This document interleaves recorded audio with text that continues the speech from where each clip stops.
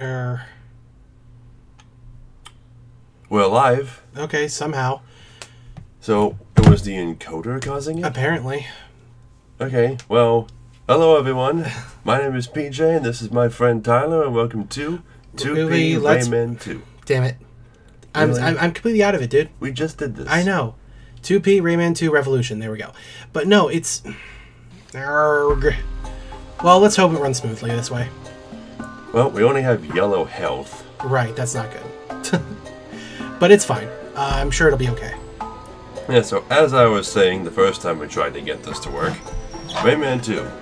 This is a game from my childhood. This game basically defined the PS2 for me, along with Dark Cloud and Dark Cloud 2. Right, Dark Cloud was a big part of the PS2 library. Rayman 2 is one of my top 10 favorite PS2 games of all time. But Rayman 2 has quite a history behind it. Oh yes, for starters, this is not the first version of Rayman 2. It's like the 5th. The first version of Rayman 2 was either on the PS1 or the N64, one of the two, and it was called Rayman 2 The Great Escape. And that version of the game either had no voice acting or what they call Raymanian voice acting, which is a weird Pig Latin-ish language that they invented for the series. Isn't it just straight Pig Latin? It's more obvious that it's Pig Latin in Rayman Origins. Oh, okay, alright. In this game, not so much. Alright, okay. It's a little more mixed up. Okay. But Rayman 2 Revolution was the PS2 remaster, and it added English voice acting, and instead of having a point-to-point level system like the first game did, it has an overworld, a hub with extra cutscenes and mini-games and other things to do. Mm-hmm. So there's also an upgrade system. And a new boss. Mm-hmm. So it's got a lot of stuff going for it. And you would think, you know, that every version after this release would have all that stuff. Or expand upon it. But no. They don't. Nope. Every version after this removed content. Yeah, because again, most of the ports after this one were ports of The Great Escape, not Revolution. Which is dumb. Yeah. So we're playing the best version out of the 5+ versions that there are. And it's also the rarest version of Rayman 2. Oh yeah, I happened upon this at a yard sale. I don't know if it was limited release or anything like that, but it definitely was harder to find than the other versions. But it's really rare to see moments like that where you just have one version that is obviously the best version, you know? Yeah. I mean, it's got the best graphics, the best music, English voice acting, which is terrible, by the way. You can change it into Raymanian if you want to, though. Yes, you can listen to it in Raymanian if you want, but we're going to listen to it mostly in English, and I'll show off what the Raymanian sounds like. See, why isn't, like, Raymanian on this language select here? This is the text choice. Oh, text choice, got it. I don't know why it shows you just that, but you go into options, you go into sound. First of all, the music in this game is very loud compared to the voices, so you probably want to turn it down to like 40%. Yeah, but even if you turn the voices all the way up, they're still quiet as hell. Like, it's nuts. Yeah, you go to voices. Yeah, you got 3 of the languages that are presented to you in the beginning, plus Raymanian. Mm-hmm. Yeah, so there's no Italian or Spanish voice acting.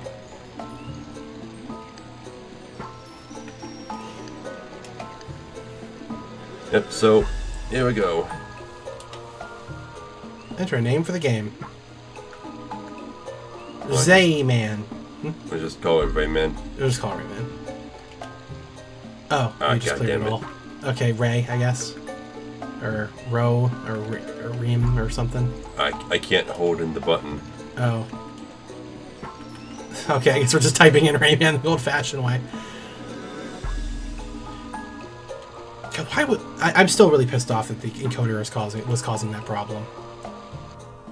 Hopefully this encoder won't cause any dropped frames for us. There are a few things to note about playing this game after the first one. Do not expect it to take place in the same world, because it doesn't. Look what the pirates have done to our world. A planet of anguish and pain, haunted by evil. A dark place, teeming with fierce monsters. Nothing can stop them now that they've captured you.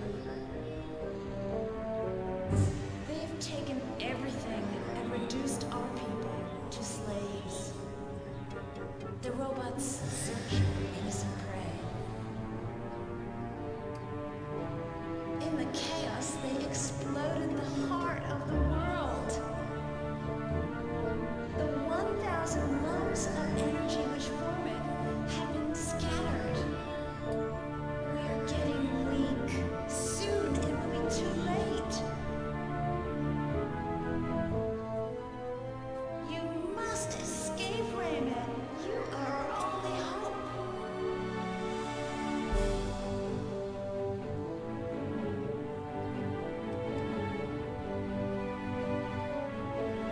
The Buccaneer, the pirate's prison ship.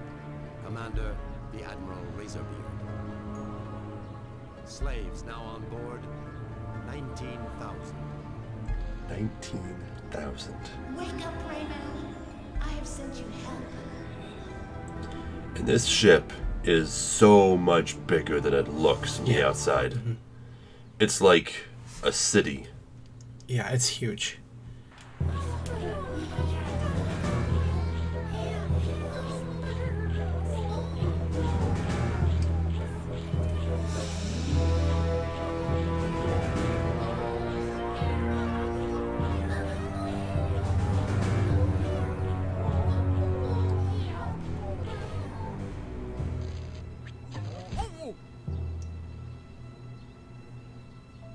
Rayman?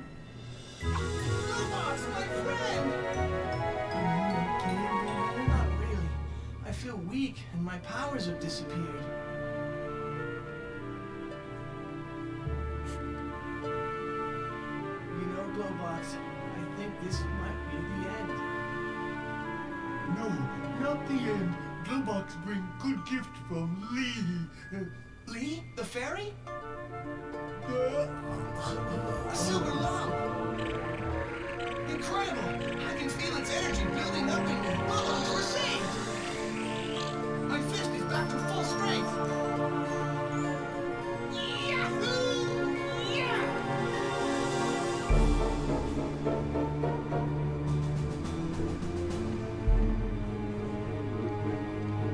Let's go see Lee. She'll give me all my powers back. But as we were saying about the story, though, Break down the door with your fist.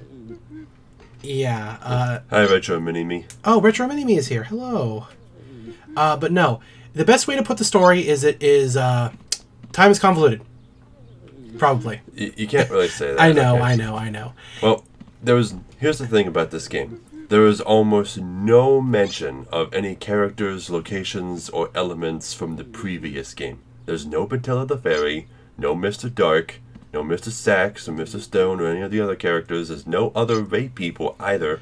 The expected thing that the community has agreed on, right, is basically that each game is a new universe? Pretty much. Yes. Yeah, because Rayman already has a whole bunch of friends like Globox and Lee and a couple others that he already knows that weren't in the previous game. Well, could it also be... Well, there is sort of like this whole dreamish theme kind of thing going on, right?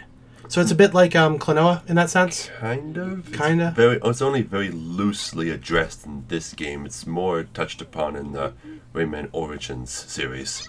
Okay. All right. Yeah, but the Electoons aren't in this game, but there is still a heart of the world, kind of like the Great Platoon, only it's made up of lums instead of them. And lums are these little fairy things that don't talk in this game, but I think in the Game Boy version they do. I believe so, yes. I think they're like little fairies. The thing about the Game Boy games for the Rayman series is that the Game Boy ones are all traditional platformers, while the main series became kind of 3D. weird after this game. Kinda, yeah. Yeah. Also, Rayman can just do this. Yeah. It's his idol. Yeah, but Oh yeah, this is also before Rayman's redesign, where he still had a scarf instead of a hood. So that's something. Well, like an ascot. Yeah, because it became a hood later. Because, you know, having an ascot without a neck makes no sense. I suppose. Okay. Yeah. Well, in this game, you can still punch and stuff, but you won't get the ability to charge up your fist and throw it like before, because it's a 3D platformer, and I guess it would just look kind of awkward. So instead, you'll get the ability to shoot energy balls, like in Dragon Ball. I still want to know what they were thinking with Globox, though, because was he in the first one? I can't remember. He was not. No, yeah, so, like, what were they thinking with this character? Like, I don't really understand. Yeah, he's this big frog guy who can store things in his stomach and take them out, kind of like Fat Chocobo. Yeah, and he's also, like, you know, a successful, like he's in a successful relationship somehow, but that comes later, I guess. Well, yeah, he has a wife, and all of those little people that you saw in the cage during that cutscene just now, almost all of them were Globox's children. Yeah, he has a lot of fucking kids. And there's kids. more of them that are still free. Yeah. He has, like, thousands of kids. Seriously. I mean, I guess he is a frog. Frogs do breed like crazy, but... Or is he a frog? I always view him as kind of He's very frog-like. Yeah. Yeah. I guess most people assume he's a frog. But is he there for just, like, comic relief? I mean, I don't know. He's not really comic relief in this game. Yeah, yeah. He's more like just the dopey sidekick. But the funny thing is, like, as the series progressed, especially Origins, like, we find out that everyone can, like, do what Rayman can do, so it's, like, kind of like, why isn't he helping us right now? You know? Well, I guess he just wasn't that strong yet. Yeah, right. Alright, you can go now. Okay, so we step out. Now, even though Lee, who was narrating the intro, said that the heart of the world was broken into 1,000 lumps, she specifically means it was only broken into 1,000 yellow lumps. Right. There are lumps other than those, like the silver lump that just gave Rayman his strength back. And thump.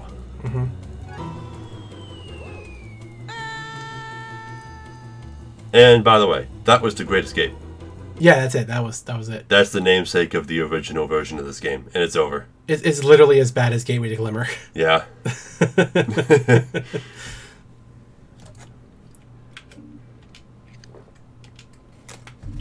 It really feels like the game should have started before this point, you know? It really should have. Now this part always seemed so breathtaking to me as a kid. The music, the lush environment, the bloom. The bloom. Bloom. And the particle effects, too.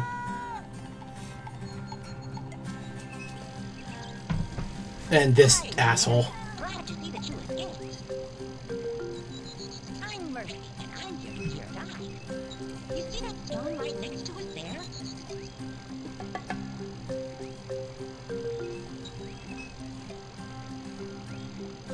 the magic stone which can read your thoughts.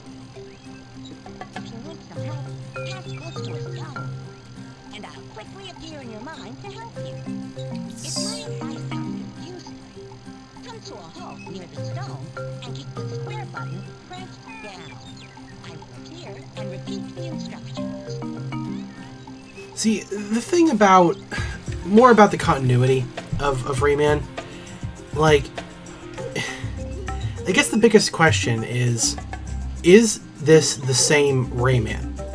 I don't think You know, so. Yeah. Because like I said, there's no mention of Batilla, no mention of Mr. Dark at all. Right. But there is still one other character from the first game that makes an appearance. Yes. Who I forget. Bazit. Bazit, right, Bazit. And he talks in this game for some reason. But is it a French thing? Maybe it's a French thing. Because, you know, he was made by French people. I don't know. Yeah, but you pass close to these stones and Murphy invades your instructions personal pops space. up on the screen. Yeah. And if you hold in square, then you do this, and after a few seconds he'll reappear and repeat the entire cutscene. Just in case you want to hear it again. Which, you know, we might. Is Murphy even real? Or is he just like a figment of your imagination? I don't know. He never does anything physical. Yeah. So maybe he's not even a real thing. Real person. Yeah, so this is a good opportunity. I just saved. Let me reset and go back to the main menu. And we'll turn on Romanian so you can hear how it sounds. Would it be funny if the Raymanian was actually a lot louder than the normal voice acting?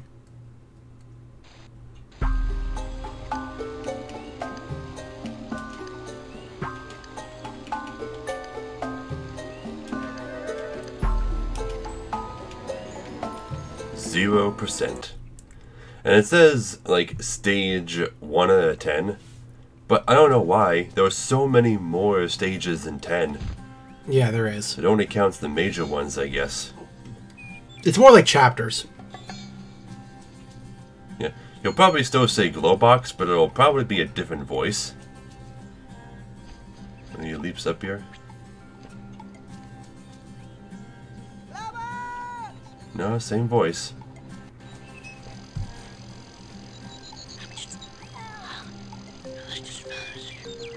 That is really hard to hear. Whoa, is he whispering? Yeah, I think he's whispering, yeah. Oh, he's repeating himself, too.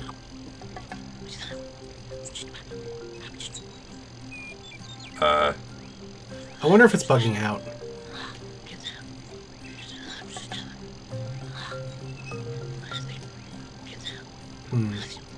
Is that how he's supposed to sound? I don't know, maybe he is. We'll have to look up a video.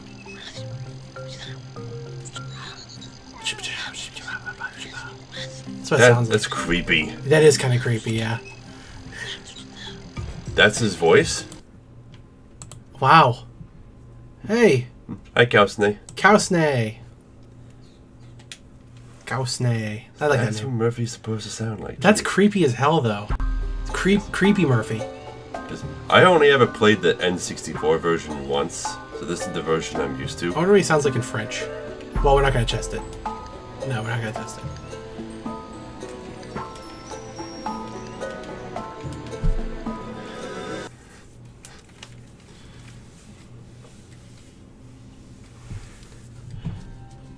But the Rayman... That gives you a good idea of what Raymanian is like. Well, for Murphy, though. I mean, for everyone else, it probably sounds different. Yeah, basically they all have different voices, and they're all speaking basically gibberish. Gibberish. Can't skip this Oh, part. you can't skip cutscenes? Wow. That's fine. Yeah. Also, I figured out the hard way that turning off the frame limiter is a bad idea. Hi, Rayman. Glad to see you. Yeah, it has poor effects in this game. See that stone right next to Some games it's fine, this game no. Yeah, if you do it, it'll permanently desync the audio. you in your mind to help you. If my advice sounds On that near the stone, I think that's kind of showing that the game is more hardware based than a lot of other PS2 titles. These butterflies with the faces on them. They were in the first game too.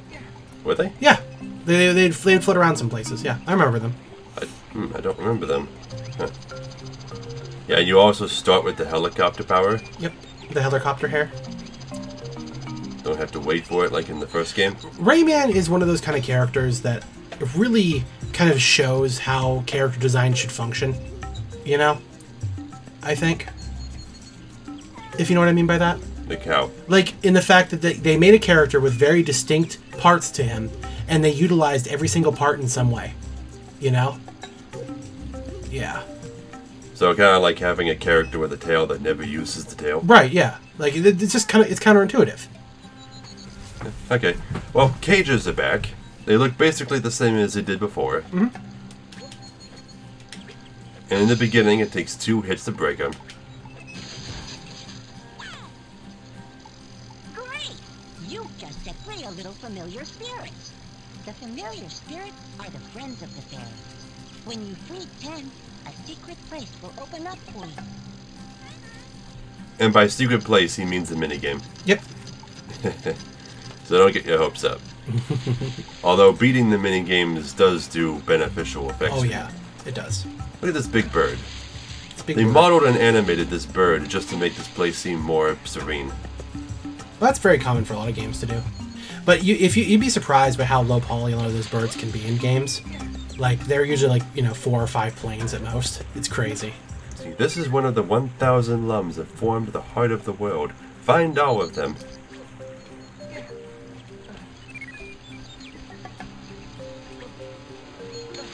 Yeah, Bazit is kind of like a very recurring character for Ubisoft.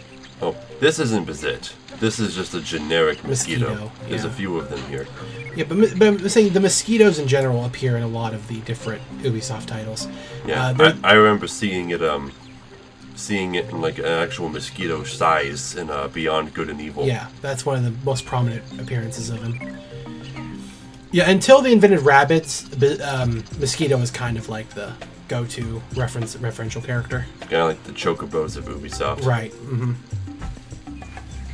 Right, more Globox kids.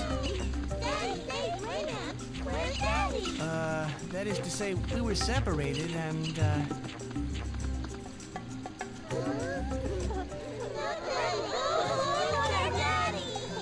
now, don't worry, kiddies. I'll bring your dad back. But first, I've got to find Lee. She likes to hang out around here. Have you seen her? What?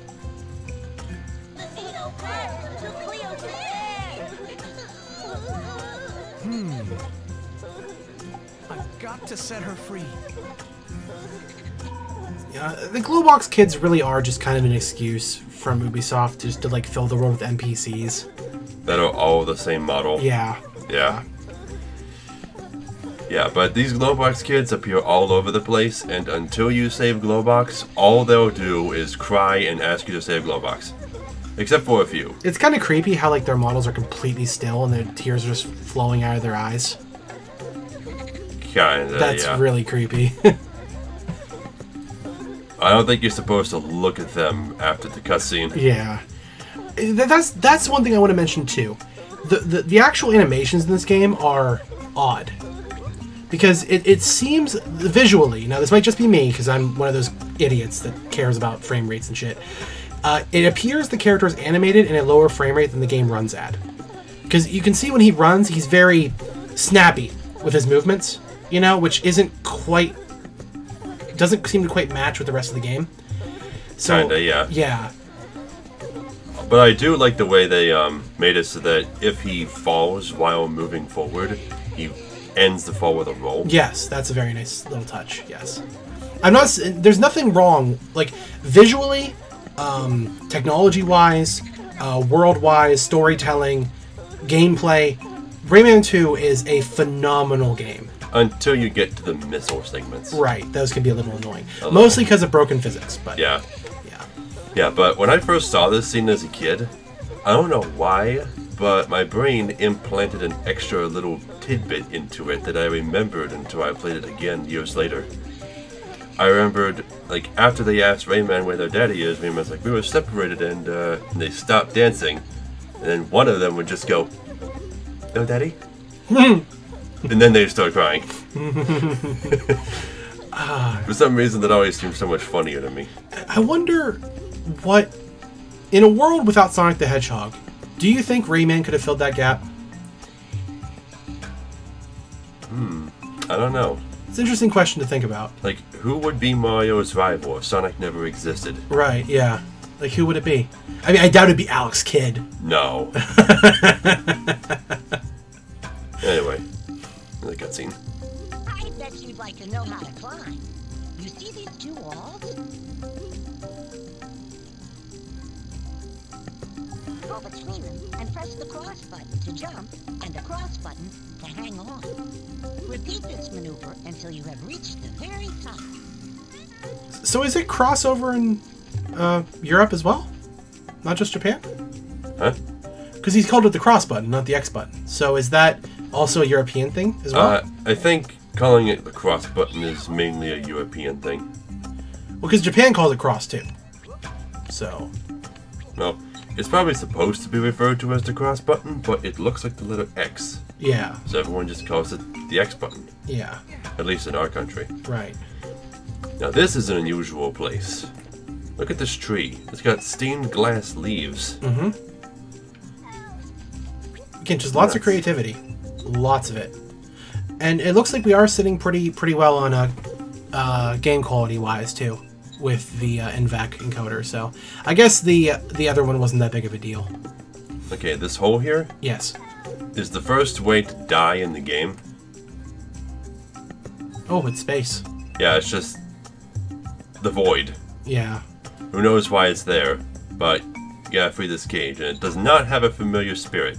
The end of every level always has a cage containing a different species. Splendid, Rayman. I'm the king of the Fancies. And I want to congratulate you on your courage. Listen to him. I am king of the Fancies. Huh? But No, I'm the real king. come on, who's the king here, you guys? Yeah, really, it's me. Me! Me! Me! Me! Me! Me! Stop! I've got to find Globox and Lee. Do you know where they are?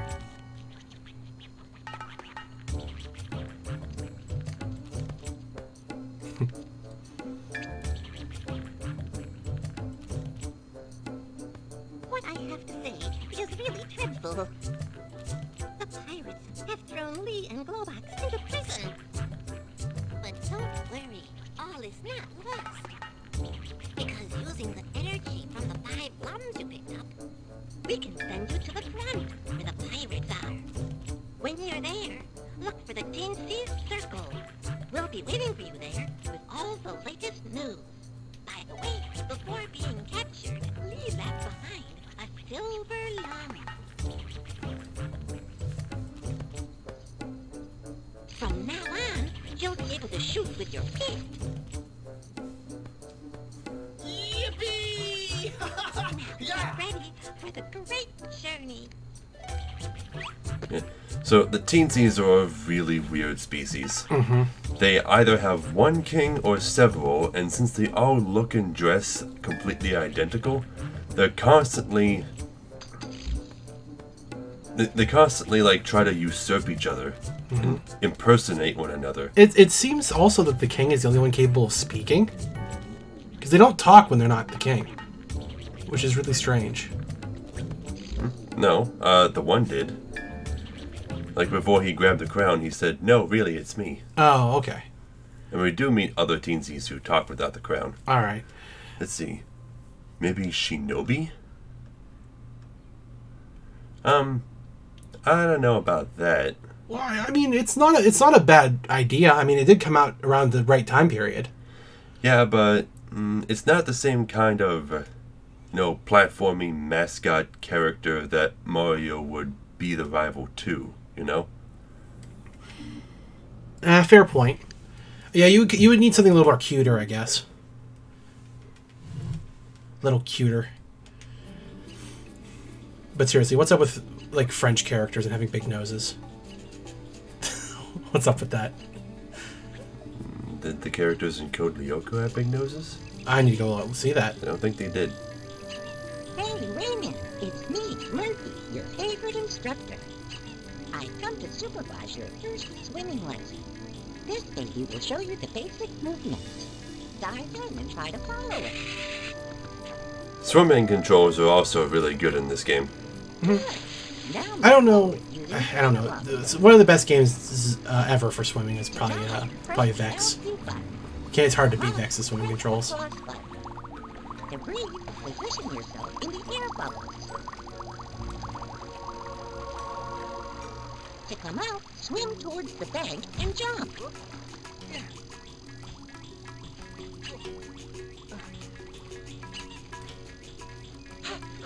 Now let's see how good you shoot. You see that scarecrow in front of us? Hit the L2 button pressed to stay in front of your target. You can shoot him while moving around him. I like the font choice as well. The Rayman font. It's very pretty. Yeah, so you hold an L2 and it basically acts like Z targeting from Legend of Zelda. It pretty much is a rip-off of Z targeting, but it works. I will say that is one thing that the game doesn't do as well as other things. Is Excellent, Rayman. You're a real hotshot. Now, go William find Doc. the key in the stone circle on the other side of the bridge. Is limiting it to this very... Wait, select. What? Oh, that just Oh, okay. shows you your objective. By limiting it to just the strafing and shooting mechanic for combat, it is kind of... It's very static and not very interesting. I think is the best way of putting it. There's also jumping. Yeah, but again, there could have been more done to it. Maybe adding a blocking mechanic or something? Yeah, something like that. Yeah, just something else could have been with it. Anyway, now there's this kid who probably has the worst red line in the entire game. Just this first thing he says. Rayman, it's awful. I don't know what to do. I don't want to do. Seriously? Yeah, I love that line, though. Oh, Pirates made all my Minosaurus crazy. They're usually very peaceful animals. But now they eat the butterflies and chase away any intruders. Watch out, they might attack you. they were just so... Watch out. Are the baby Globoxes literally just Globox's model shrunk? No. No, they're a little bit different? Globox is very different proportions. Oh, okay. Alright. Yeah, he's got a much bigger stomach, smaller eyes. Yeah, but this entire area, from the moment that we arrived, this was not in the original version of Rayman 2. No, this is made entirely for this game. Yes, this big hub area with the signs and the tutorial.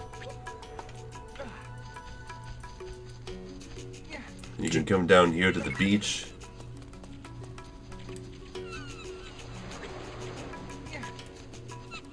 The pirates have caught my friend Zit.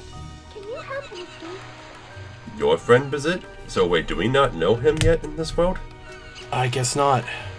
Huh, well, I guess that would prove that it's a different world, Yeah. since they don't know each other yet. Or it's a prequel? Let's not try to assign a timeline to this series. Okay, alright.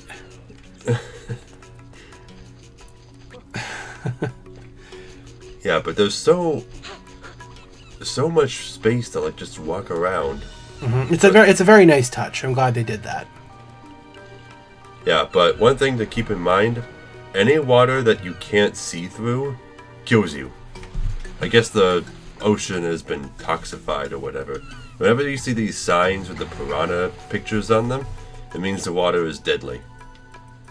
And if you touch it, you die instantly. But all that does is drain a little bit of your health and respawn you. You don't get a game over until your health is completely empty. And even then, you have infinite continues. So the game is very forgiving with deaths.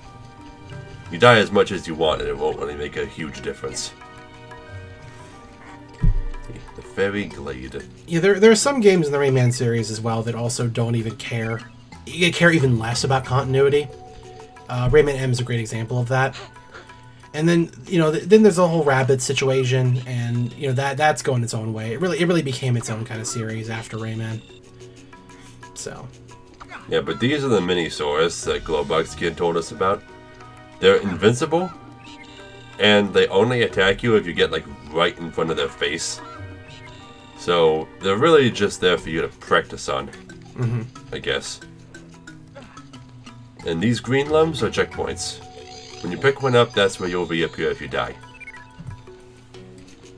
I'm pretty sure there's a yellow lum in this river somewhere. Like underwater. Oh yeah, down here. Two of them.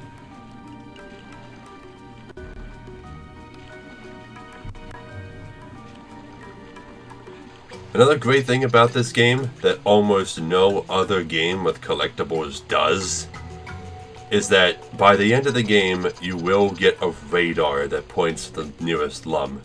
Right. So you don't have to worry about turning over every single stone as you go through the game. Now I need to make a save state here because emulating this next cutscene can cause a bug that soft locks the game.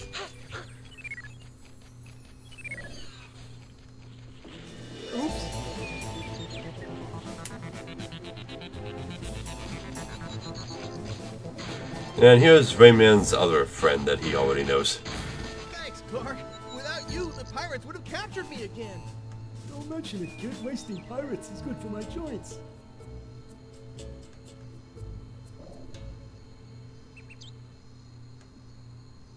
Hey, you, come back here. I got something to tell you. Yeah, if you don't skip the very end of that cutscene, if you just let it go, then it will freeze. So we got through it, so that's good. Yes, and to reiterate, that is simply an emulation issue, not an actual game issue. So the actual game did not have that glitch. Now, if you come down here, there's 3 hubs total in the game. Every one has a shop that you can visit. You can use the energy from the yellow lungs to enhance your powers. Use the analog stick to scroll through the list of enhancements. Stop on the one you choose, check you have enough lungs, and press the cross button. Yep, so you can buy power-ups this way. Right now we only have 15 lums. So this was something else that was added only for this version of the game. Although I do still think you were able to get these powers in the original. I just forget how. Well, you didn't buy them like this, I can tell you that much. No. Let's see, rate of fire is definitely an important one. Accumulation, not so important, but it helps with some areas. Being able to run while carrying things is pretty good. And fun is just something that's unlocked once you've bought all of the other ones. Yeah. All of the combat power-ups. Yeah, these are mini games. Yeah, so the first ones we're probably going to want to get a run with load and rate of fire. Yeah, rebound would be useful if it was more controllable, but it really isn't, so...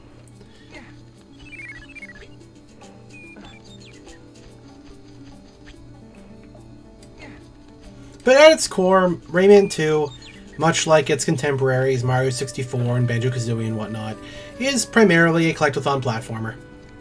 Yeah, so this is the Fairy Circle. Every hub has one of these as well. It's a Stonehenge-like area that serves as a sub-hub that takes you back to levels you've been to before. Well done, Rayman. You found our circle. You're really good. But let's not get overexcited. There's some rather bad news. The pirates have managed to get hold of Globox and Lee. I don't know where they've taken Globox, but I do know that Lee is being held not far from here, in the Fairies Glade, on the other side of the bridge. You will find the entrance to the glade near the waterfall. Hurry! Mm-hmm.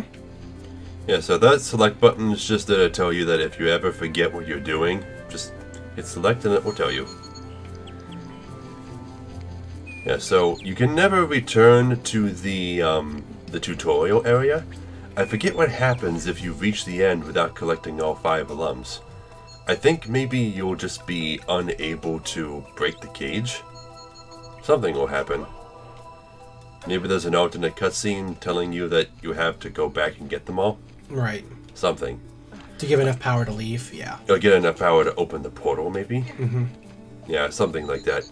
Because you can never go back to that very first area. Well, why would you want to anyway? There's not really much there.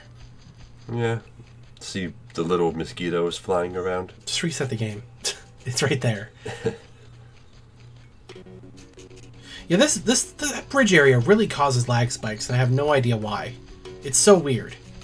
Probably because the draw distance increases. Yeah. I mean, for the most part, we're about like 85% smooth, so that's good enough for me, honestly.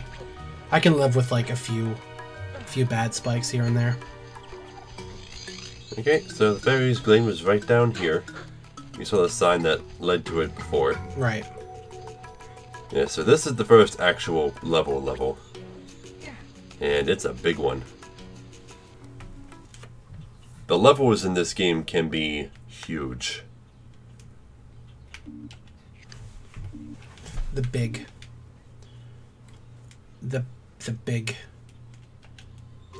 Yeah, and if you want to go back to a stage in order to try getting the rest of the alums, you do have to go through the whole thing over again.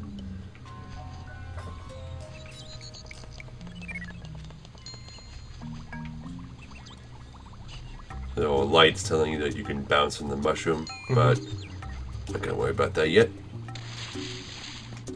Lum's down here.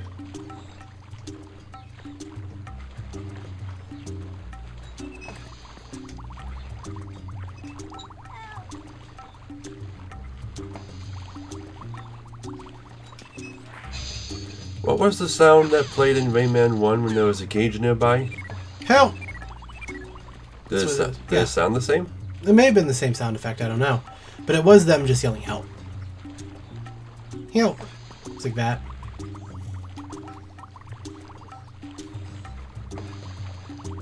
They said the English word help? Yeah. Huh. Why don't I remember that? Yeah, I mean, it was like every single cage. That's another difference between this and the previous game, is you do not have to get all of the lums to beat it. Even though they make it sound like you do. I forget what that sound effect is for. That's just a sound that plays when you've successfully made progress. It's also the motif for all the game's music. Okay.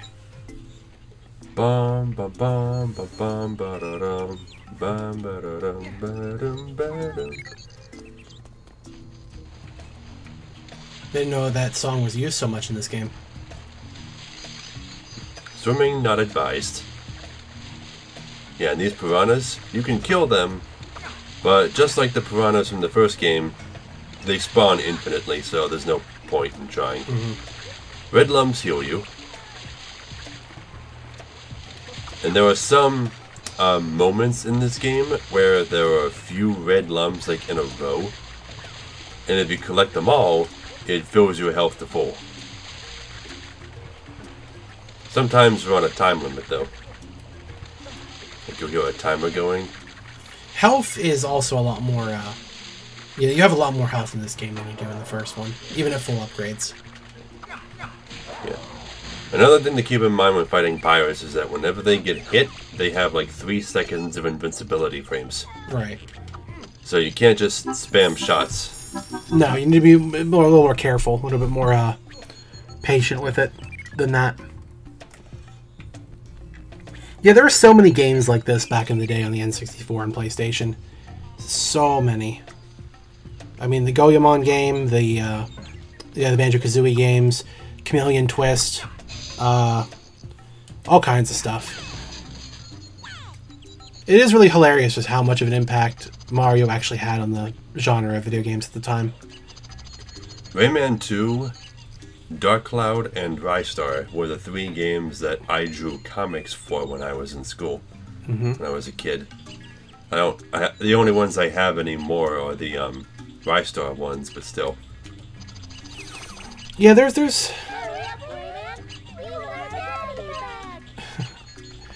there's a lot of games. I think that there's a few games I have yet to play on here that on our streams that have really impacted me. I mean, we already did Killer 7, which was a huge one, but Shinobi on the PlayStation was another that I played a hell of a lot as a kid that I could never get very far in at all. Crap, yeah. And there is kind of stealth mechanics in this game. If you get too close to a sleeping robot, they will wake up.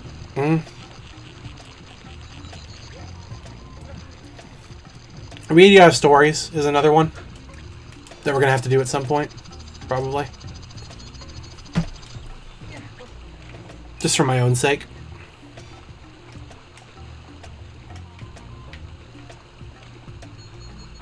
Yeah, As well as Drakengard. The right joystick doesn't control the camera very much in this game.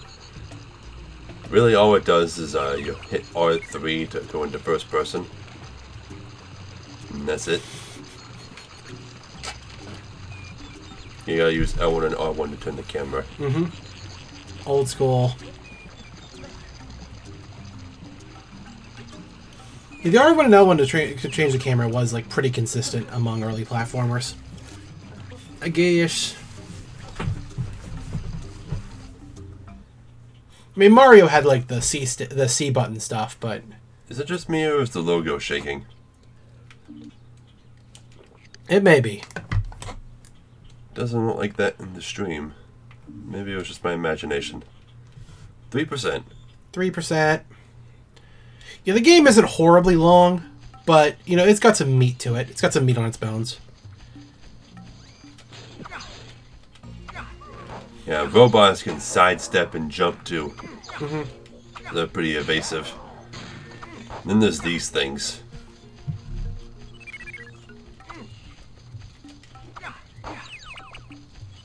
Which they spawn infinitely, but they're not too much of a hassle in this first part of the game, but later on I think there's a whole boss version of it. If I remember correctly, yeah, that's the case. I do like how fast Rayman climbs, though. That's a very cool thing. Because they could have made that a lot more annoying to do, but it's actually quite fun just to climb up on stuff. And usually they're pretty nice to only put red lumps on slides to make it so that you don't have to worry about missing any. Okay, now this thing. This is something that we need a special item in order to activate. And until we get it, there's a whole half of this area that we can't explore. Yeah, so we have to wait for later for that. Yeah, gotta come back.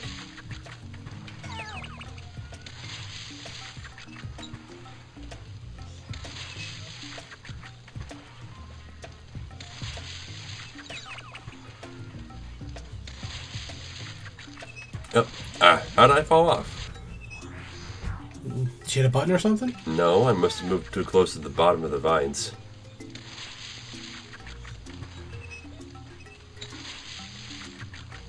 I do like the way the vines look. They're very interestingly designed. I just stick to the top.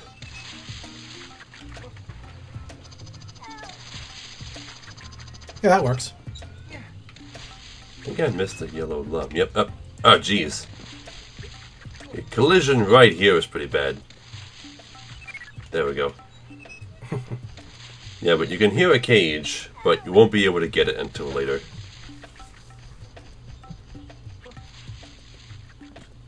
Short area. For now. Longer later. They're very nice with the saves too. They let you save all the time for whatever reason. Yeah, every time you zone, you get to save.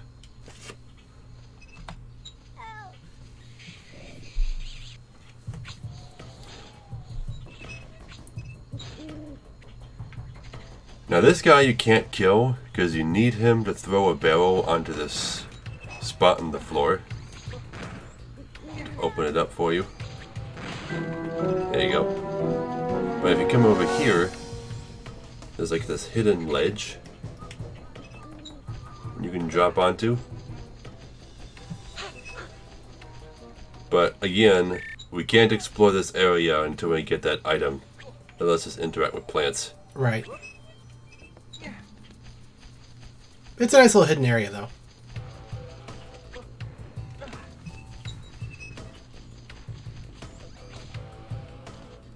Use your shadow and your helicopter.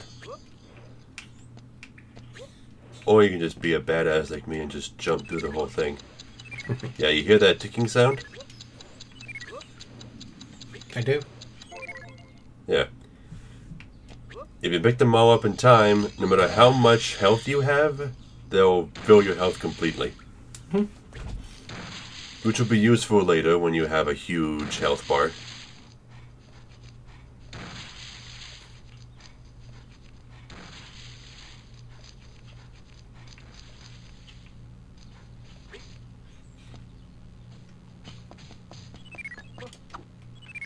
Well, there's no music here, is there? Just noticed that. It's just quiet right now. There'll be music. Get through.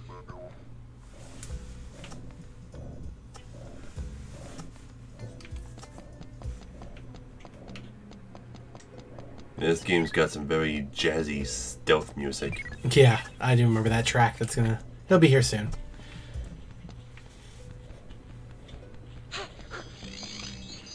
The little huff and puff that he does has always been a little bit odd to me. I think it's just supposed to add a bit more realism since he's running around so much. Yeah. That he wouldn't get tired. Speaking of which, why can the toys in Toy Story run out of breath?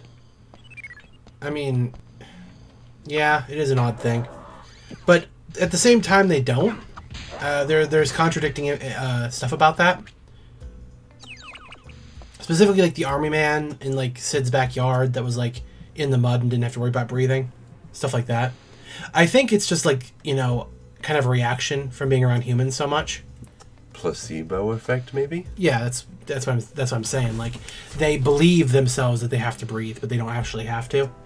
Sort of like how it's a natural instinct for them to hide from humans. Because even Buzz has that instinct, despite thinking he's not a toy. Oh, yeah. Yeah. Akaze. Right. Let's see, to grab hold of this powder cake in front of it, and stop moving. Yep. Yeah, so this is how slowly you move when you're carrying things.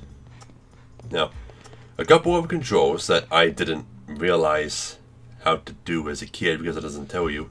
If you hit jump while holding something, you throw it straight up. Right. And if you hit attack while holding something, you throw it forward. And it's important to know the difference. Yeah, there's a really neat mechanic associated with that.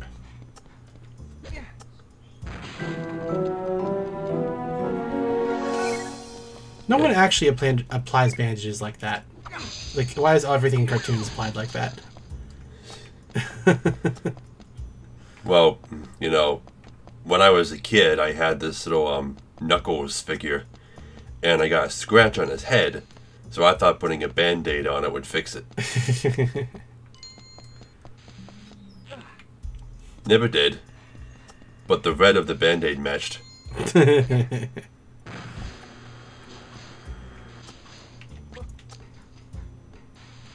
How'd that control like a gate?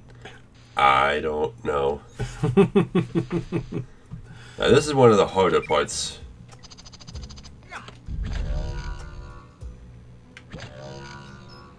For new players. Yeah. It's definitely a cool idea, though.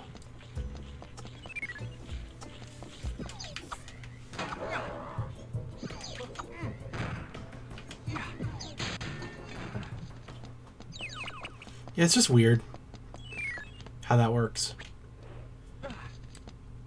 Because you're almost never fighting more than one enemy at a time. Like, ever.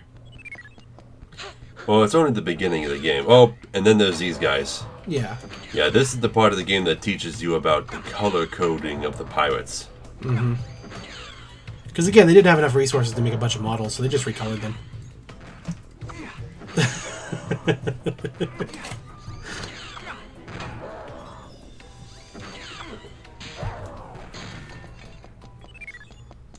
I also have kind of mixed feelings about the main villain of this game. Because, on the one hand, he's got a great design, he looks really intimidating, he makes a great boss. But on the other hand, he's kinda silly at times. Not on purpose or anything, but I don't know how to put it. Like, Mr. Dark was a cheesy villain concept, but he was taken seriously the entire time. Yeah, not so much for Razorbeard.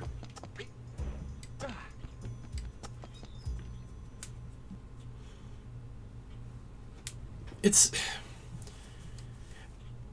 The one thing about the constant re-releases of this game and the changes they've made to it, you know, I can understand a lot of what they did, even just releasing earlier versions, like in later re-releases. But what I don't understand is why some of them rearrange the content and stuff.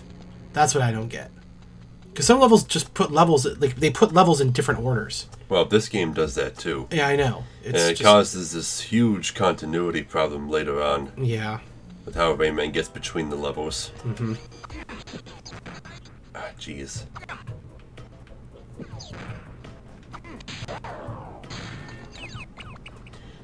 Did I see a bunch of candles appear around Rayman's head when he got hit? It looked like candles.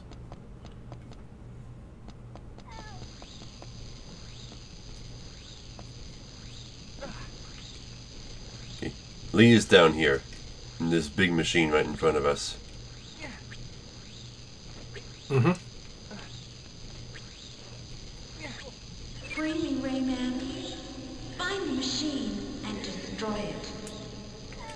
We'll find it. So, are you just levitating the entire time in there? Yeah, I think so. I mean, she's obviously trapped. Well, I'm guessing that doesn't take any energy on her part. Right.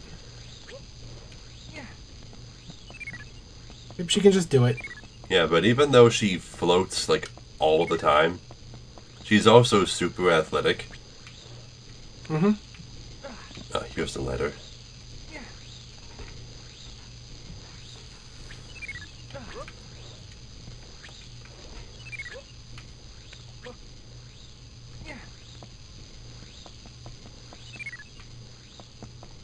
I like the little sound effect it plays when you pick up a lum.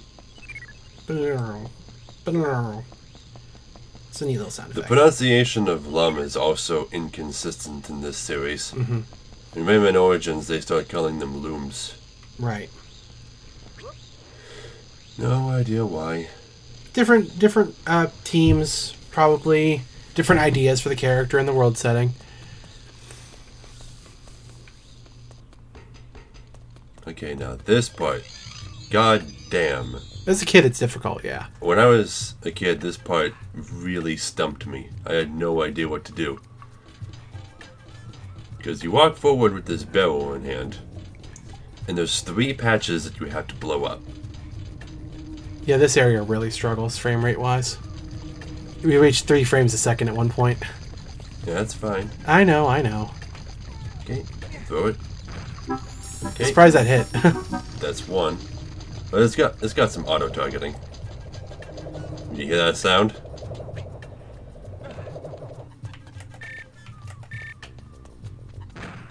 Yeah, there's these floating bombs that start coming out of the machine whenever you're near it. But if you throw a barrel at them, you lose the barrel. And you have to go back for another one. So what you gotta do is you gotta throw it up. Yeah, very cool mechanic. Very, very cool. I could not figure that out as a kid. I was stuck here forever.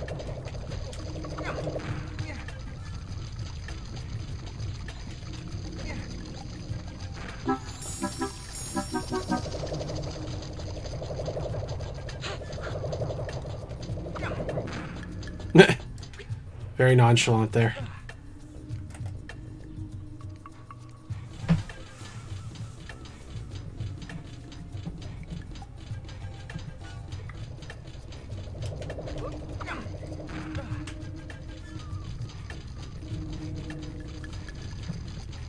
You also gotta be careful about when you shoot.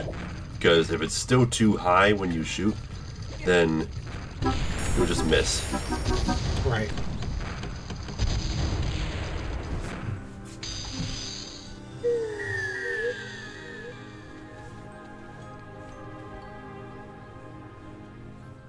Lee, are you okay?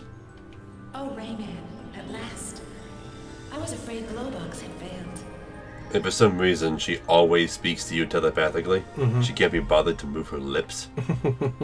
He gave me the silver lum, but we got separated. I need to find him and get rid of the pirates.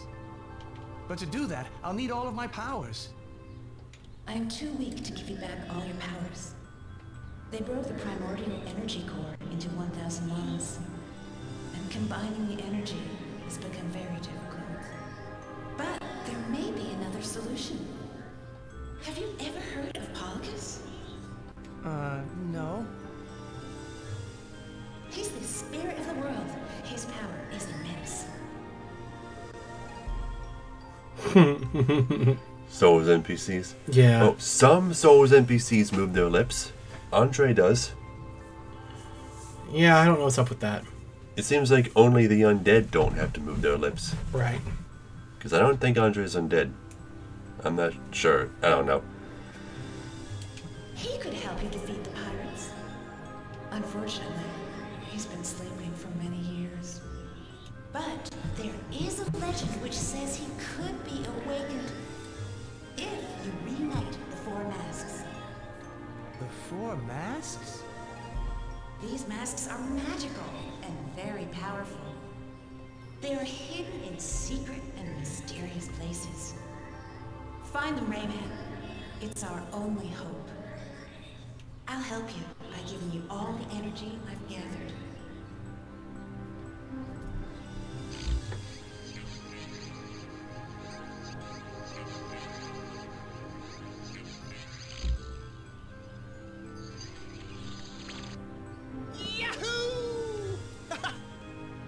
Hey man, why did that come outside of the dialogue box area? Because he was just exclaiming that hard. Yeah, purple lums, just like in the previous game, only they're not... Were they called lums? Or were they just called purple rings? I don't know. I think they may have just called rings. Like, Okay. We're not done in this room. Also, the fire effects look great for PS2. They look great. They're still just flat images, but yeah. Yeah, they do look good. Okay, I think the bombs are done coming out. Just to let you know, all fire in every game is 2D images. Just to let you know that. All of it? Yes. It's made using a combination of particle effects that go in different directions.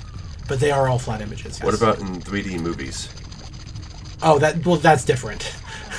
If you're talking about pre-rendered scenes, then yes, they're most likely not 2D images. But in most video games with the actual gameplay, they are 2D images, not 3D. Because it's the easiest way to create the fire effect that looks realistic, is to have it be flat images that are kind of like moving, to give that like random fiery effect. Yeah. How's the mask coming along, by the way?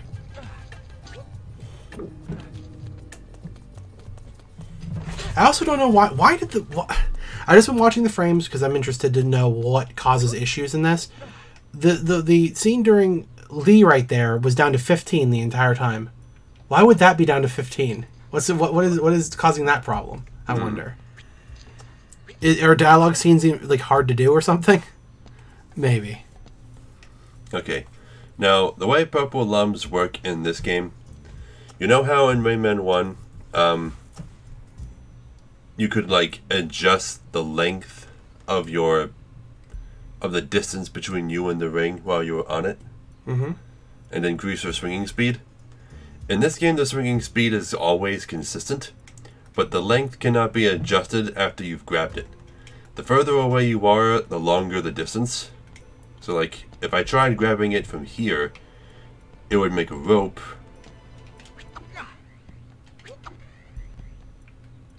Are you not close enough? Like, I'd immediately crash into the ground. Right. So you gotta be in the air when you do this. Like, I'm not touching anything, and I'm maintaining the speed of my swings. But I can also turn it. Right. And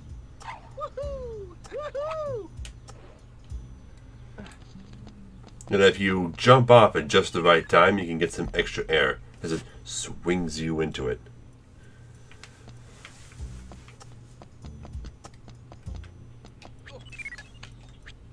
Well, as long as you got it together, I'm sure it's okay, Kaze.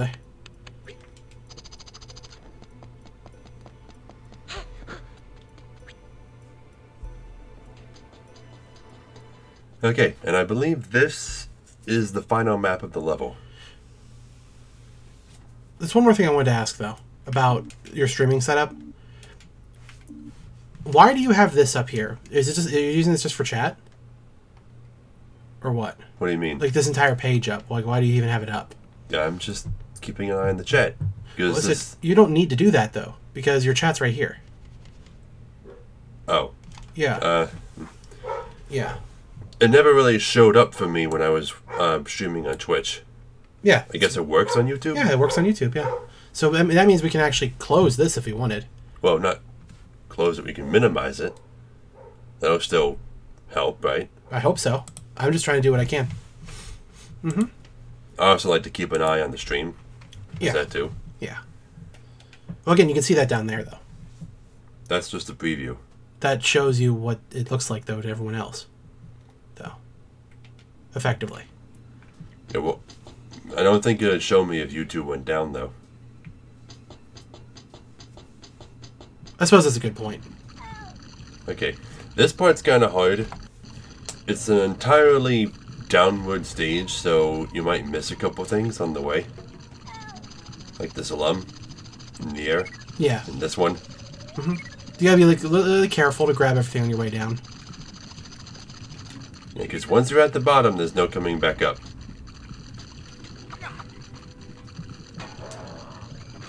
You see how much more damage I do now that I got that upgrade from Lee? Well, don't worry. We can see the chat, Kaze, so it's alright. If there's something a problem, I'm sure you guys will let us know. And even if there's a stream issue, you can still type in the chat and let us know. I'll see it. Right. It'll exactly. pop up right. for us. Mm-hmm.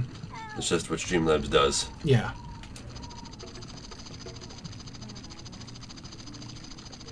Okay, I think there's something in this pipe here. I think. Maybe. I don't know. I can't turn the camera. Ah, god damn it. I want that lum. God fucking damn it. Yeah, you gotta go back up for it, I guess. Okay, well, if you don't have save states, the easiest way to go back up is to just die. Yeah. They'll just put you right back up on top again. Mm-hmm. Super easy. Yeah, that's the only... that would be the worst part about it, is if the internet completely drops, right? But that's not very common. If the internet drops, I think we'll be able to tell.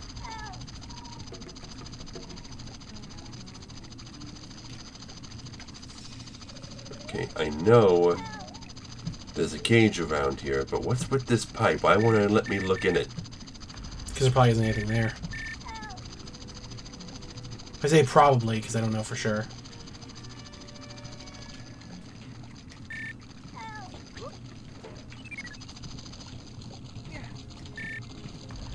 There's probably just that cage down there, next to this pirate. Yeah. So it's always bothered me that it doesn't let you look in that pipe. Whoa. Multi-shot. Yeah, he just shot twice. Yep. Now, do we still hear it?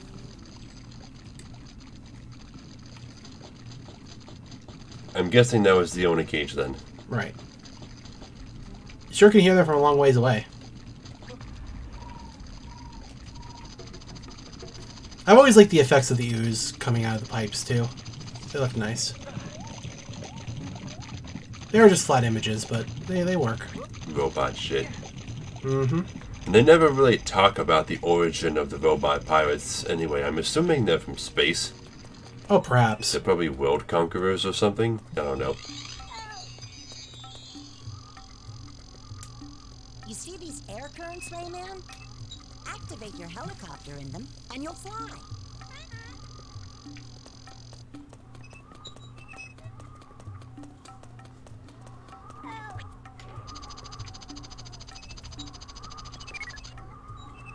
A fun little wind-giving game here. Just gotta get up and up. It can be a little stressful, because it always seems like you're gonna miss the next one you go to. Also, hear that music? Not really, no. You don't hear that change of music? Mm-mm. I don't hear any music. You don't hear any music? No, I just hear the helicopter here. Yeah, well, the music means that a robot came down via parachute. Yeah, if you don't kill it on your way up, then it will just start shooting you from below. And it can be really annoying.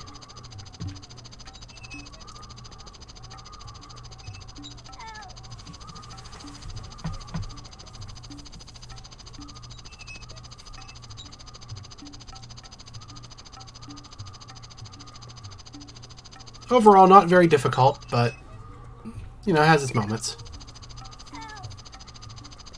Never really understood why the wind currents even look like this, though, but I guess they are noticeable. Oh, there's one. Gotcha.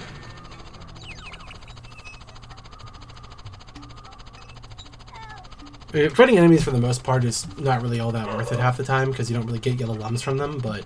Yeah, you don't get yellow lumps, you only get health at the most. Mm-hmm. There's no experience or anything.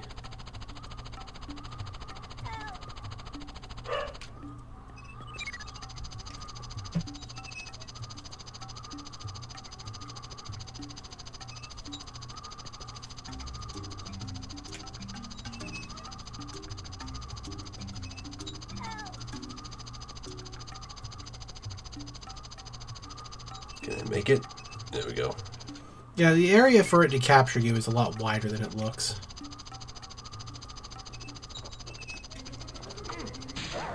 Gotcha. So I'm in the corner of my eye. Yeah, because if there is music playing, I can't hear any of it.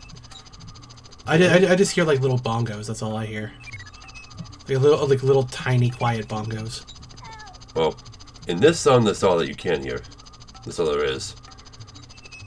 But the song that plays when the robots show up is pretty distinct. I can't hear it at all when they show up. So should I turn the music up? this is how. I mean, it doesn't really matter. But you know, it's just what you can hear is what matters, because you're the one playing.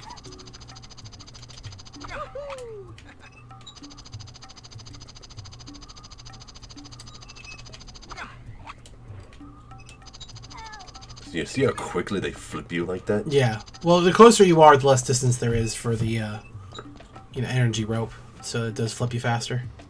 All right. Here's the last cage. Rayman, listen carefully. The pirates have captured loads of teensies. Free them. Yeah, these ones have a different hat. Mm-hmm. Not sure who they're supposed to be, but they're not wearing crowns. Maybe they're like court mages? Maybe. Each time you free one, he will take from Oh, this whoops. circle. You can return to a world you have already visited by going through a magic spiral door. Spiral door. Yep, and then you'll go over there and you'll do a little dance. Yeah, they do the chicken for some reason.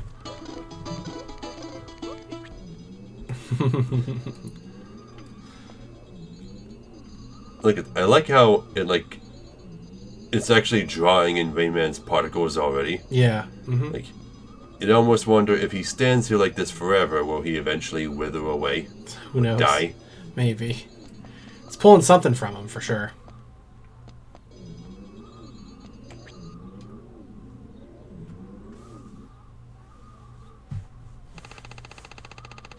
Yeah, we can't get all the lums yet.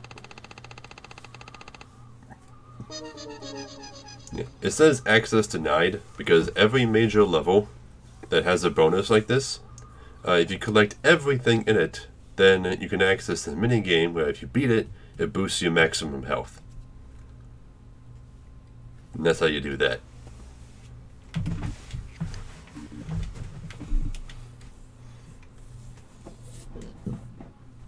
%.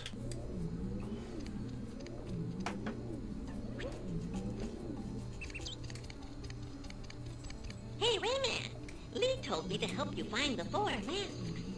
Thank I you. know that the first one is in the temple on the Lost Island. Fifth is the only one who can take you. But the pirates have captured him. He's being held in the bayou near the marshland. Yep, so the story is laid out very similarly to Final Fantasy 1. Mm-hmm. There's 4 things you gotta collect, each in a different shrine, each representing a different element.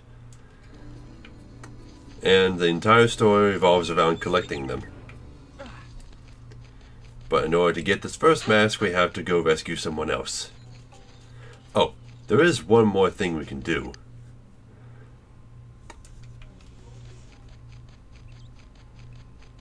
If we go this way, we can find Lee's house, and she'll be there. Mm-hmm. Because we freed her from her capturage. Captivity. Captivity, perhaps, is a better word.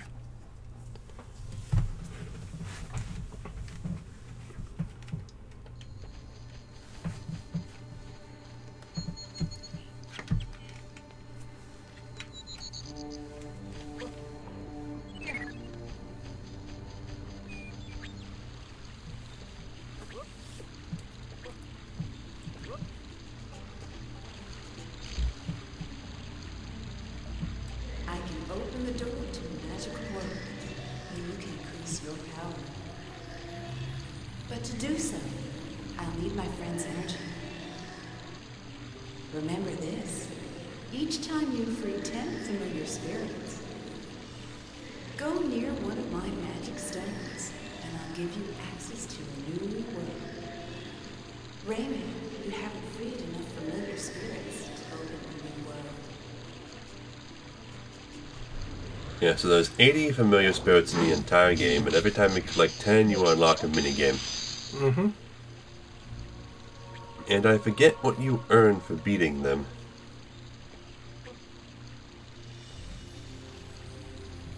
I don't recall either. I don't remember if it's useful at all or anything. But it's definitely something. It is definitely something between useless and useful.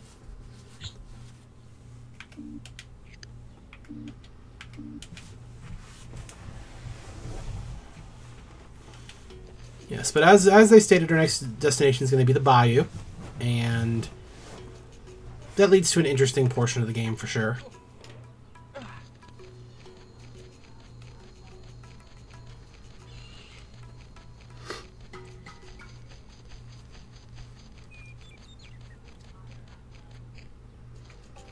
And up here, we already talked to the one kid who like takes you there, right? Pretty sure we did. Well, we're going to the marshlands. Yeah. Which, not the pier.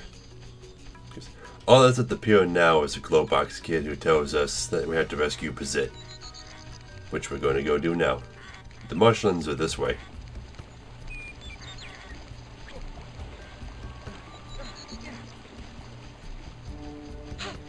Yeah, but we couldn't come this way earlier because we didn't have the ability to swing on purple lumps. Mm-hmm. Which there's 3 of them here for some reason. Oh. There's a couple different ways to go. Oh, come on. Gotta go the one on the right first, I guess.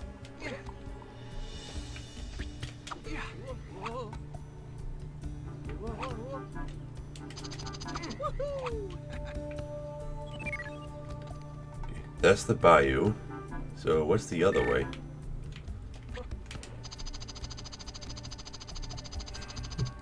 Oh, so I just grabbed onto that. The Marshes of Awakening.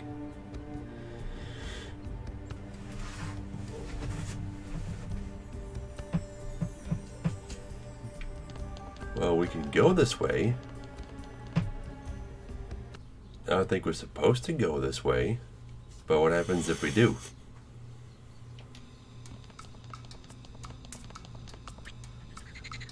I mean, it looks like we can just do the level.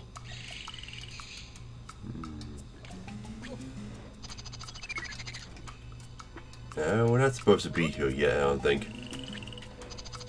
We'll come back later. Alright. Could have done a little bit of sequence breaking there, but I guess we're not going to. Well, it's probably just going to be you go through the entire level, then find out you can't progress because you don't have some power-up or whatever.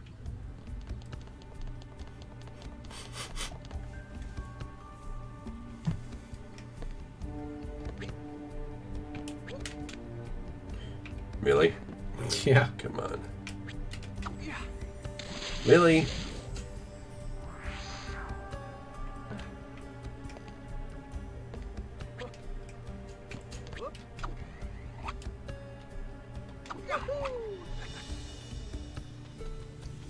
Yeah, we'll do what's intended. It's probably easier that way anyway. Yeah. You can't really do the levels out of order even though you can go to them early. You won't be able to complete them.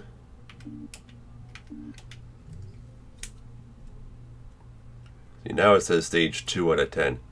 I guess the Fairies Glade is level 1, so what? This will be level 2? The pirate prison ship. Slaves now on board, 22,730.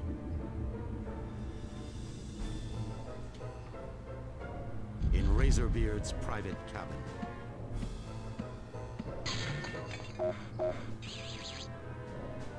You'll pay for that, soldier. Who dares disturb me?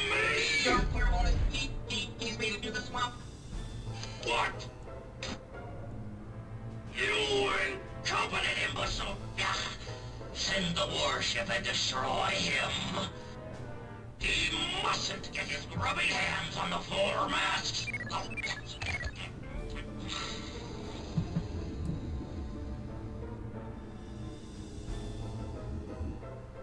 That's so cool how that happens. A lot of weird stuff just happened. The most notable thing that happened was he ate one of the 1,000 lums and reduced the maximum count to 999. That's so cool that the game does that. Like that is such a neat thing. But it's the only one he ever eats. Yeah, he never eats another one, which is weird.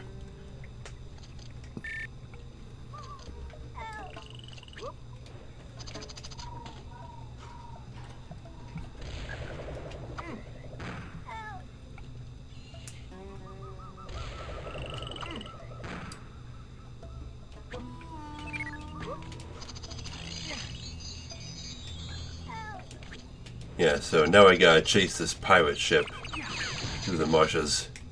I think it's supposed to be chasing us, but okay. Well, it's in front of us, so it's releasing bombs behind it.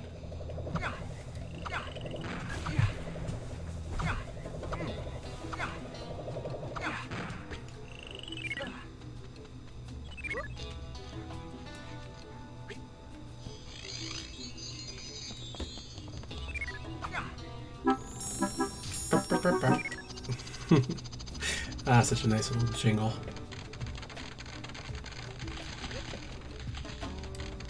There's just a lot of really nice, amusement park kind of moments in this game.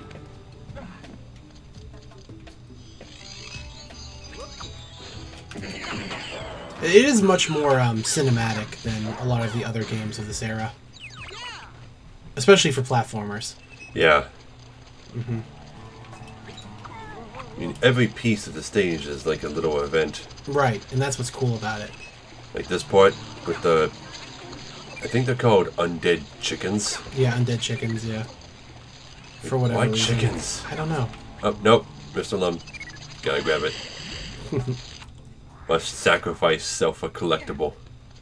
It's like the only reason you're doing any of this. Like, literally. Oh, I also learned what the definition of a MacGuffin is, by the way. Well, yeah, it's like the one object that everyone's after. Specifically, the definition is it is an object that the characters in the story care about, but the viewer does not. So if there's ever a point where, like, the object they're going after is something that the audience cares about, it's not technically a MacGuffin. A good example of that is R2-D2 from Star Wars. Because he technically is a MacGuffin, but he's also a character that the audience cares about. So therefore, he does not fit the definition of a MacGuffin. Can I shoot this thing from up here?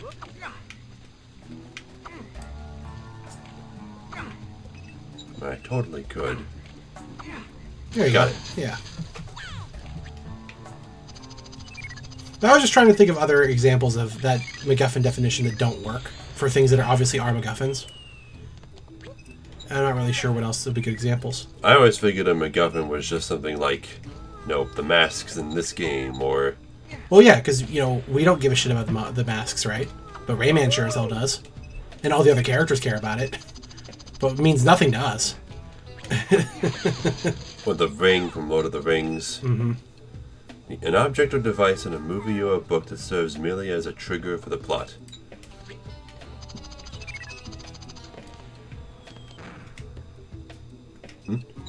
Hello. Hidden Lum. Give me a silly. Come on. Damn it. Mm-mm. Oh well, at least you got it. Mm-hmm. Yeah, whoever it was that said specifically about something that the characters care about and the audience doesn't, there was a specific guy who gave that as the main definition of MacGuffin. I forget who that was. Oh, so this is a nice hidden cage right here. Come on. It's right there. Yeah. Your aiming is more camera defined than character defined, it seems like.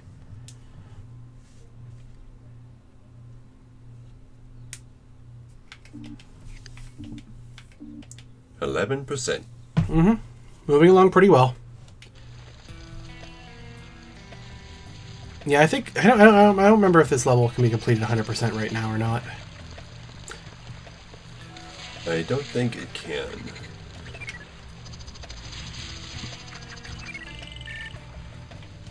Yeah, most levels in this game can't be. You need to give it some time.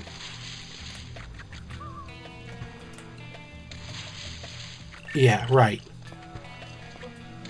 The item is never important, but its effect on the plot is. I mean, yeah, I get your point with that, 100%. Oh, jeez. He fired as soon as he woke up.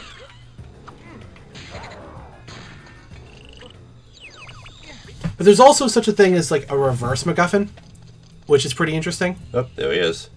Watch out! The pirates are coming! Yeah.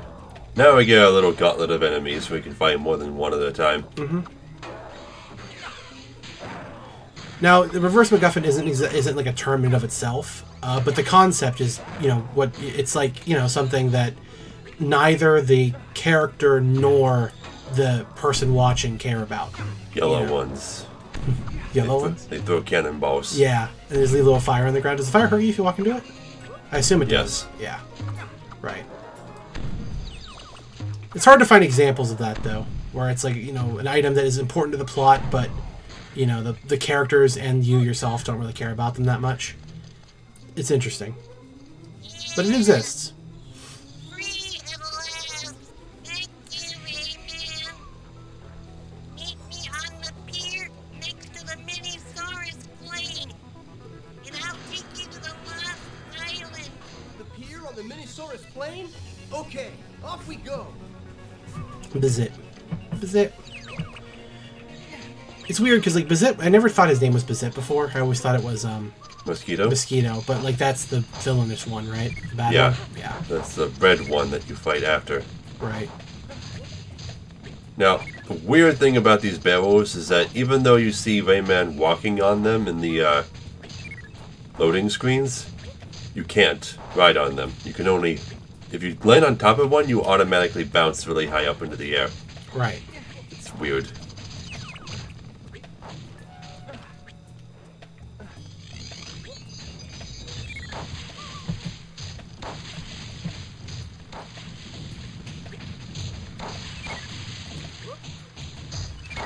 And that's how we get this one lum that's up here.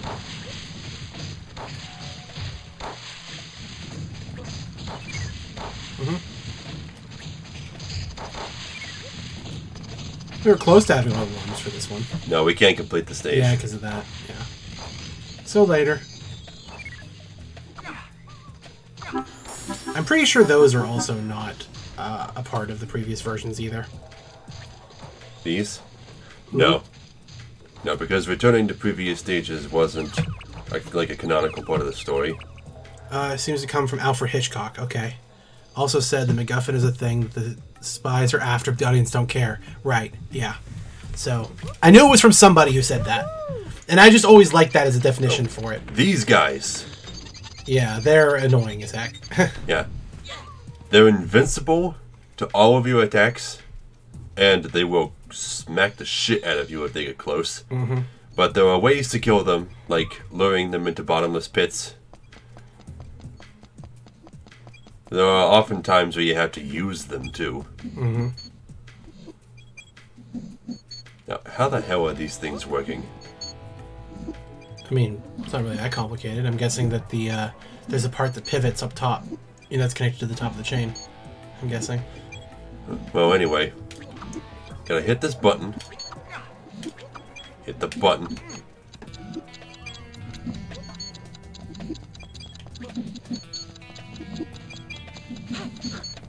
Yeah, we made it.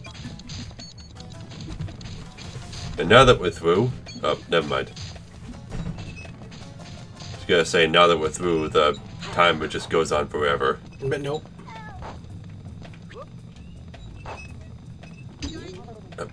There you are, I see you. Get it? Maybe from over here.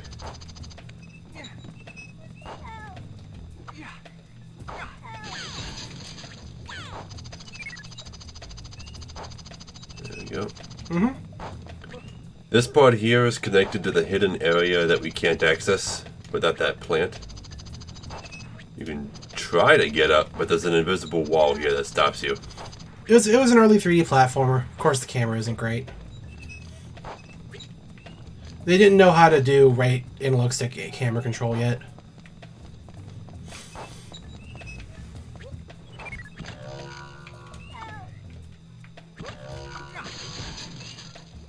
There's a teensy.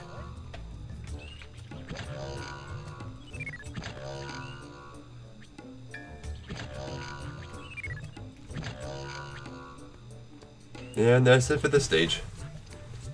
Much shorter than the previous one. Yeah.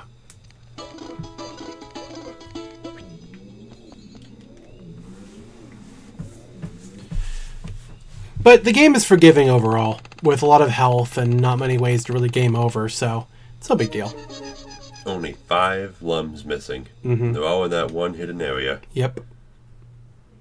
Not really even a hidden area, it's just kind of like right there on the path. I mean... 13%.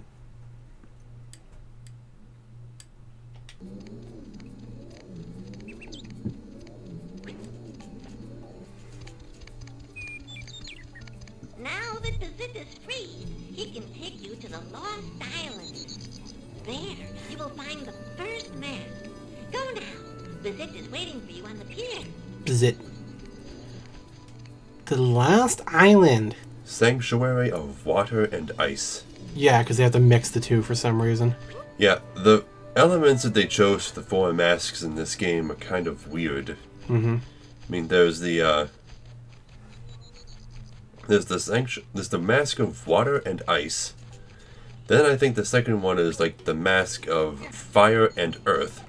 The third one is just the mask of lava. It has its own element. And the last one's like wind and thunder, I think? Yeah, something like that. It's really dumb. I mean, okay, it's not as weird as the elements in Dark Souls, but yeah. What is this? Bird, I think.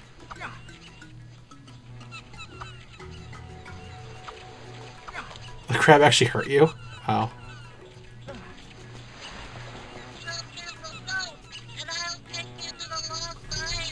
The Lost Island. Alright, the first sanctuary. The first major dungeon of the game. Also, another thing I want to talk about with these weird Admiral Razorbeard scenes. Most of them are the same. It's just like, what do you want? Master, he made it to location. What? You stupid asshole. I hate you and everything you stand for. How dare Rayman make progress?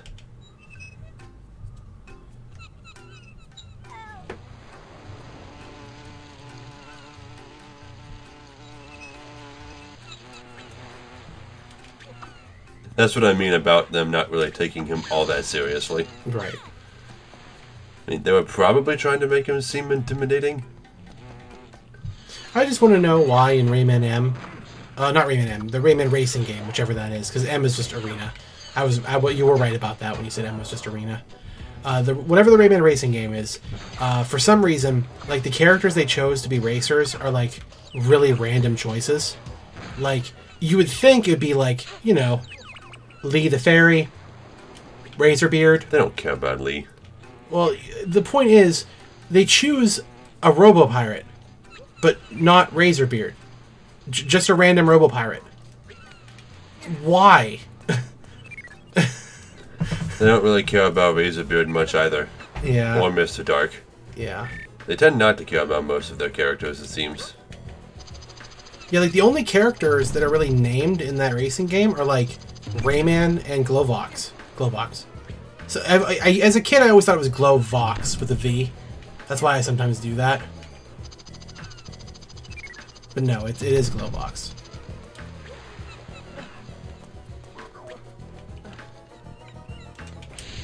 Oh, that one has a flamethrower. Jeez.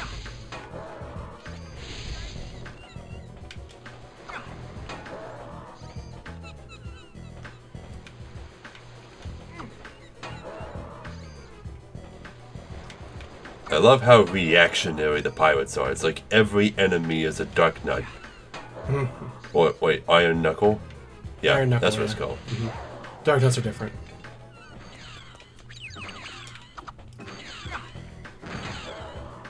I still am so weirded out by the Dark Knight slash Iron Knuckles and Wind Waker. I still wonder why the heck they're dogs. I don't understand that.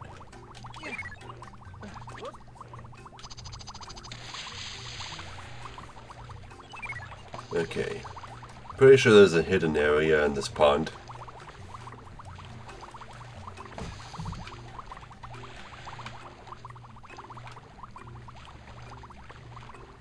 The camera doesn't react well here either.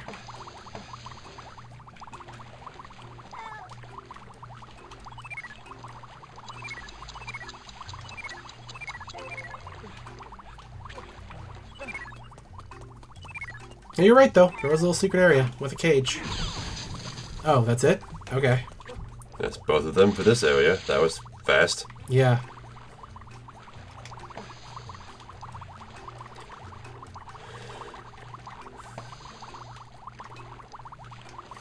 Yeah. I also do wonder what Rayman would have been like if Rayman 3 happened the way it was supposed to happen, you know, and not became like, and not started like the Raving Rabbids thing like it actually did happen with. Were they in that game? Well, they weren't in that game, but what I'm saying is that 3 originally was supposed to be very different during its development, and it changed during that into like what it became. That wasn't the start of the Rabbids, but it was the start of the traveling down that route, being more focused on like arena-based stuff instead of being an open-world platformer. Yeah, it just kind of wasn't really that great. Because the actual idea that Raving Rabbids was before it came out was really interesting. Because what it was supposed to be Rayman going back through all of the areas that he visited in the first and second games, and like, you know, stopping the rabbits from taking over in each one. That's what it was supposed to be, but it changed for some reason. Okay, this cannon. Every single time I play this game, I forget what you're supposed to do with this cannon. I know that you're supposed to light it so that it blows up this door and there's something behind it. But I can never figure out how. I don't think you have to blow it up with a barrel. I think maybe you have to get just a stronger fist and light it with your power. Yeah, something like that, right. I do remember that. So you might just have to come back. Like with the charge fist, maybe?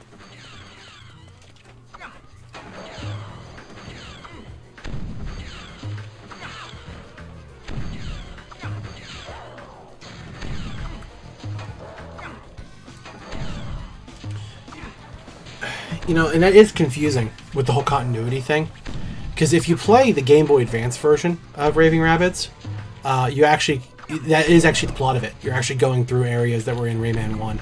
And, like, so that means... In Rayman 1? Yes. Really? Yes. Like Bandland? A few of the areas, yes. Not all of them.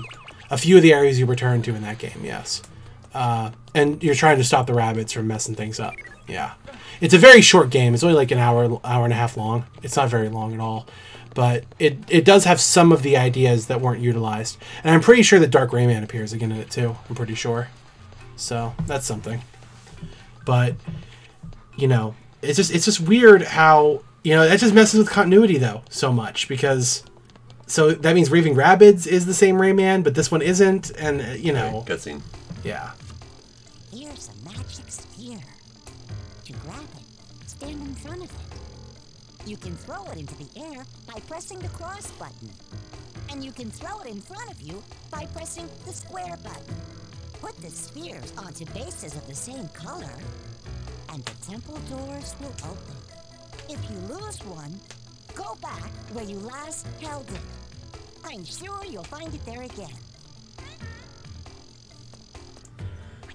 Now, these asshole pirates are so goddamn stupid. Because there's a sign out here. Let me go read it.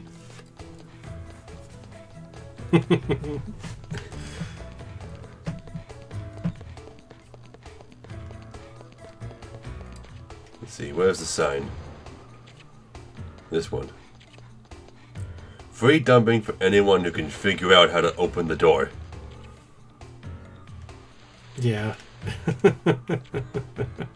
So I'm guessing they're colorblind? Yeah, they must be colorblind, yeah. They must be. Well, they also are all lacking an eye for some reason.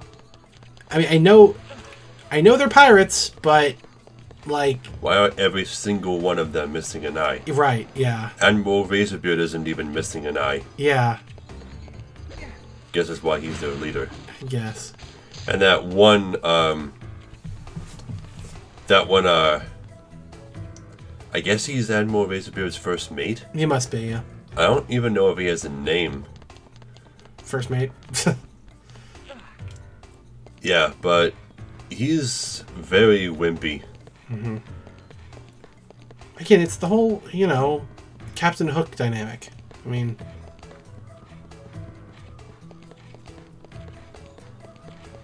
Yeah, but the first mate actually antagonizes you personally far more than Razorbeard himself does.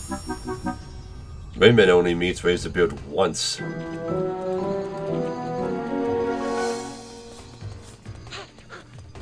Well, we're in, and I'm guessing that's the reason there aren't any familiar spirits beyond this point.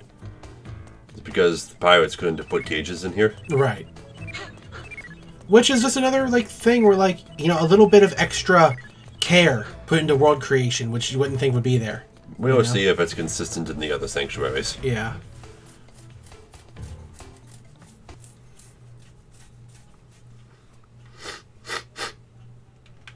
Also, I'm impressed by the load times in this game.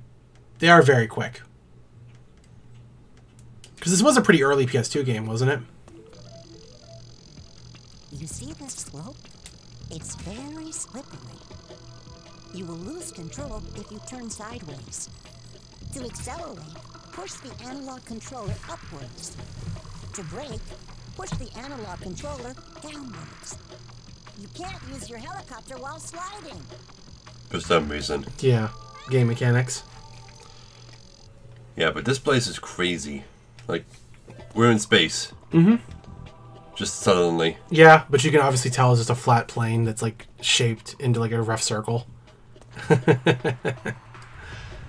This is actually kind of challenging. Like, it's not really easy. Yeah, so the ice mechanic for this dungeon is to just slide all over the place. Yeah. But again, these kind of sections are one of the least well-designed things about Rayman, because it suffers from a very common problem with sliding mechanics in these kind of games, where instead of, like, going fast and trying to, like, keep up, damn it. You know what I mean? It doesn't really reward you for playing it in a fun way. Because the best way to play it is to go super fucking slow, you know, so you don't miss anything. Which is kind of counterintuitive to a fun enjoyment of the experience, you know? Unless you're a kind of person who likes doing things slowly, which, you know, fine, there are people like that, but I don't think a majority are. What the? You hit the wall and you lost your momentum. Yeah. Yeah. I mean, they could be wearing eye patches, but looking at them, they appear to just be like black holes in their face. So it could be either. The sign had a picture of it, of the pirate close up.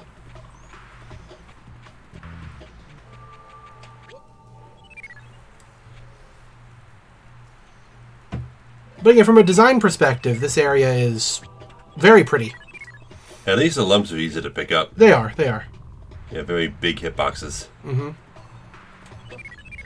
Alright, and we're at the boss. Yep. Axel. Axel. Guardian of the Sanctuary of Water and Ice. Mm-hmm. Totally different from the Axel we all know.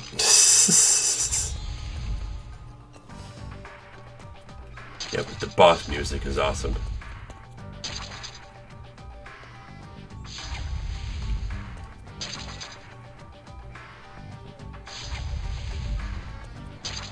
I think all I can really hear from it is just the weird, like, ba-da-da-da-da-da-da part. The rest is really too quiet for me to hear.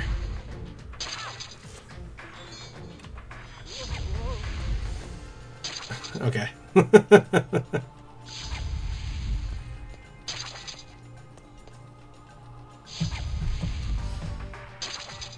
Yeah, I can hear the rest of it now.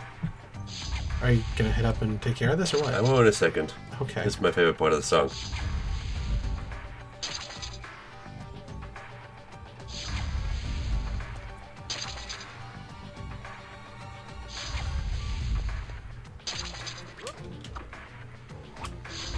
Yeah, but I love the theme of the Sanctuary Guardians. Even though this first guy is really easy. Yeah, kind of pathetically so. See that icicle? You shoot it, and you win. Yeah, that's it. Yeah, you're done. It's kind of dumb that the Guardian of Ice and Water is defeated by ice. Yeah. But again, this game isn't really about fighting that much. It's there as a bonus mechanic, but it's not really that much of a thing. I mean, what did you expect them to really do? Oh, I guess Rayman Origins kind of fixed all the boss fight stuff. Yeah. Even Rayman 1 has some pretty cool bosses, though. Okay, let's see if we can find the last 4 lums.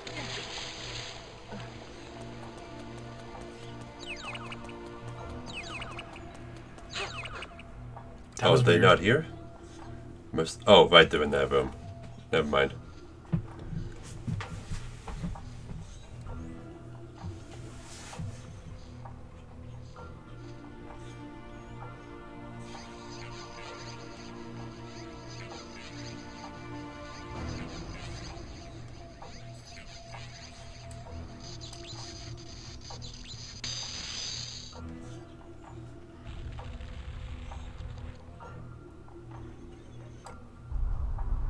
They don't really talk about that either. No, they never talk about why Rayman is the only one that can open these pillars. Like, what is the importance of the ring? You know? I also thought it was really disappointing how you can't wear the masks. Yeah. You know, that'd be cool if you could do that. Grant you some kind of powers. Yeah. Mm-hmm. That'd be cool. But the masks never make a comeback in any other Rayman game. Nope. Well, they don't really need to. Again, they are literally just MacGuffins, so whatever. Whatever. It could have been crystals, it could have been rocks, who the fuck cares? Welcome. I am Polycus, the spirit of the world. I see that you have found the first of my 4 masks. For now, I am far away and can only speak in dreams. But if you bring me the last 3 masks, I will awaken and help you to fight the pirates. So God is a little fat frog guy with jeans. Yep.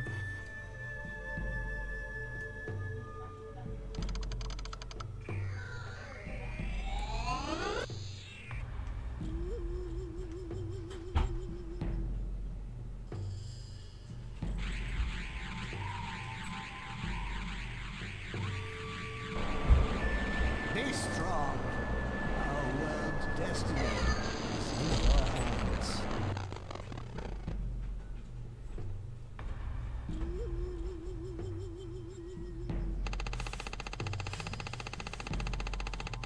Polycus is a weird dude. Yeah. He does eventually make a return in the new Rayman games.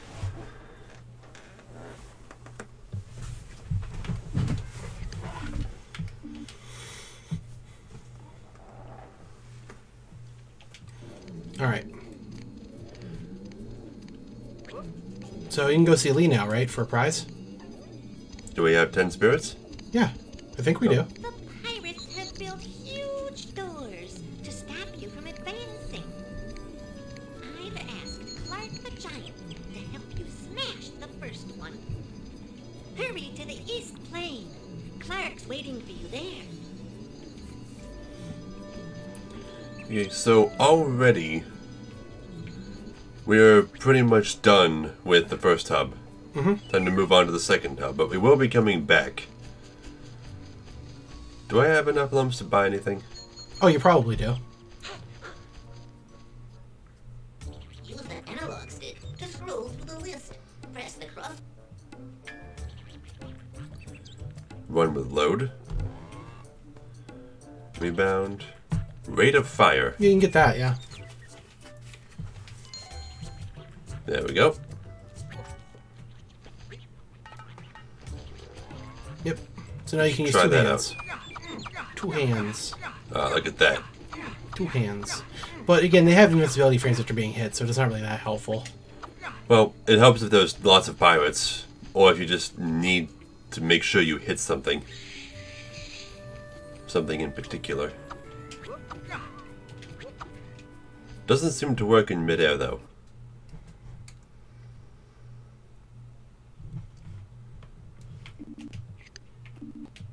Yeah, so we should have 10, at least. Too bad they don't have, like, an overall counter that really shows. It's only, like, per level.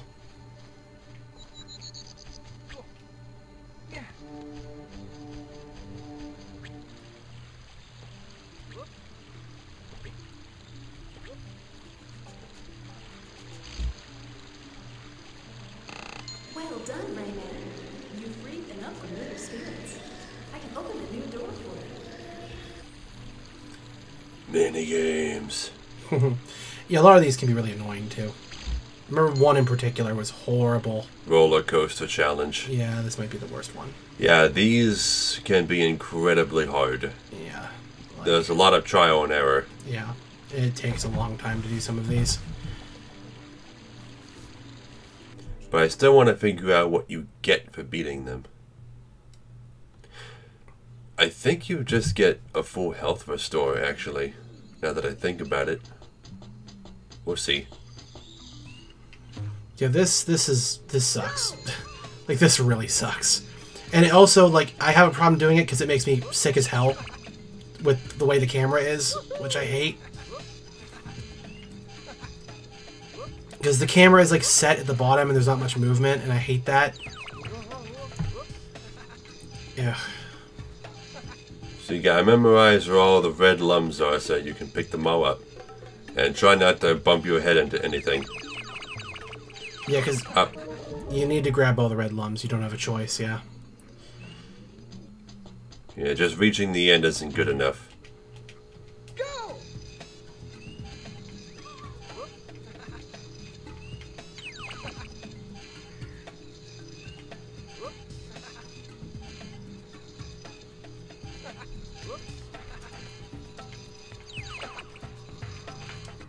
Ah, damn it.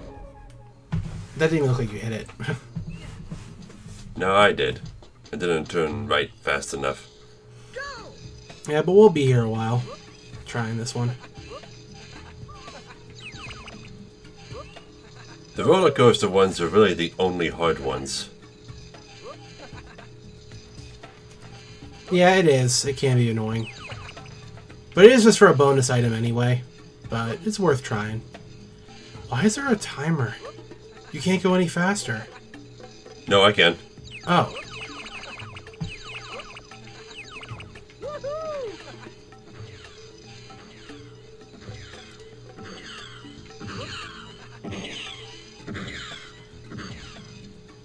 I can slow down, too.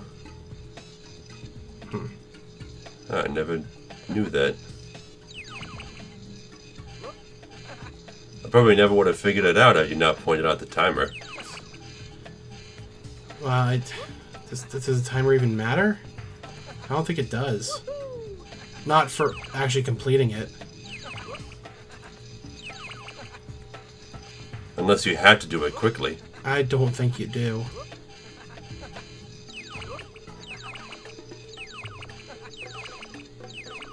Alright, one more. Did you miss one? You missed one. You just didn't pick one up. No, Oh, no, there it is. Okay. You were on the wrong side entirely. What the hell? I thought it was on the left. No. It was on the right. Well, there you go. You almost got it. Almost. Well, you did it so easily that time, it shouldn't be hard to do again. I guess since you know how to slow down, I guess.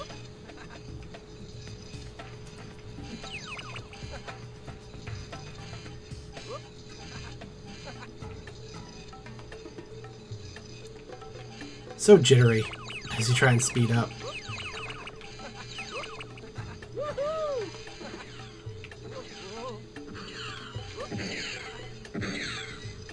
That's only because like the connecting lines of it like are obviously not smooth. Ah! I was trying to turn left and I sped up. Yeah. Can I control this with the D-pad? Probably not. But you can try. No, I can't. Nope. Okay, in that case, I should probably... When I turn, I should hold it down.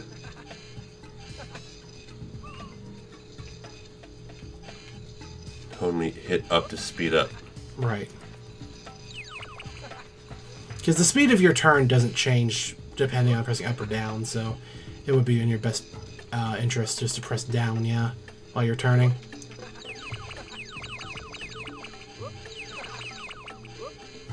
Ah, whoop. Haha, whoop. Whoop. Haha. Whoop. Well, I'm glad Rayman's having fun.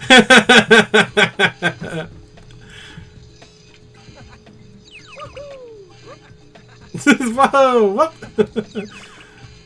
They're really I forgot that. They're really forgiving with those hitboxes on those. You missed that one. Oh. Yeah. Crap. Yeah. You probably shouldn't worry about speeding up at all. Probably. I only want to speed up for these parts where there's no lumps.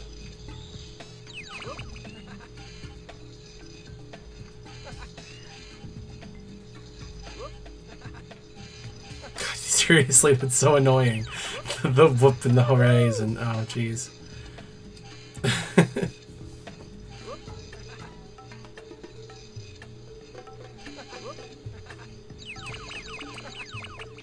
Did I miss one? I can't tell. I have no idea. I don't think I did. We'll have to keep track of the number more in the future.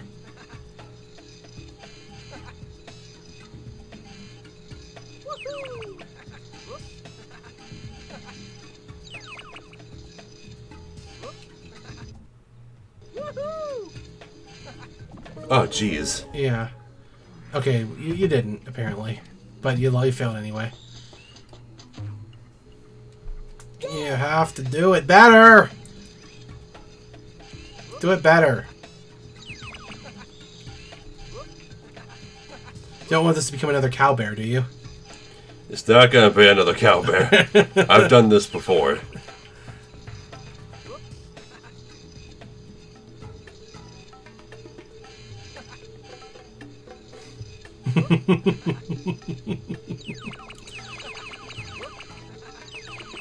Friggin' cow bear. No, I did miss one. Oh, before. you did? Oh. Yeah, I had 8 out of 20 last time. Oh, I guess we were kind of both wrong then. Alright.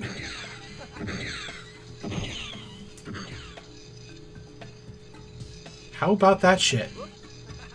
Ah, damn it. Come on, dude. You did it effortlessly the first time.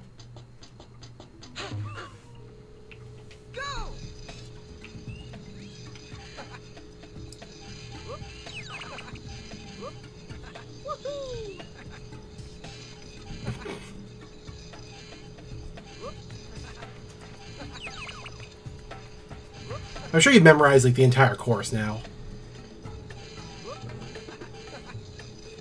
I don't know about memorized, but...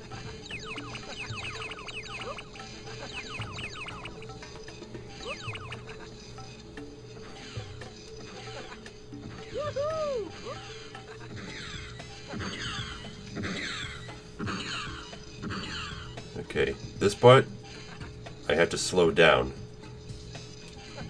So I can turn fast enough to pick that up. Right.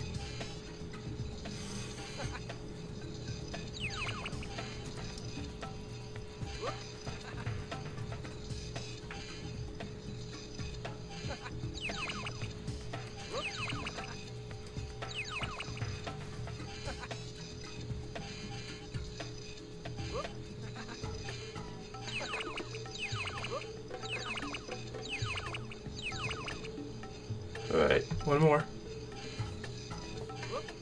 there it is. Okay. Got him. There you go. You did it. Well done, Rayman. That was very fast, if you say so. I'll increase your chances. Here's some more energy. Yeah, that's all it's for. Okay. It's refilling all of your health. All right. Unless you have to beat a time for a better prize. No. The other ones, she does judge you on time, Alright. and she doesn't give you a reward if you're too slow. But it's always a health refill? Alright. I think so. It's just a matter of, like, which minigame you want to play to do it. Alright. Well, we had to show it off anyway. Yeah, because no matter how big your health bar gets, red lumps always restore the same amount of health. Right. So that's the quickest way to fully refill your health if you don't want to farm.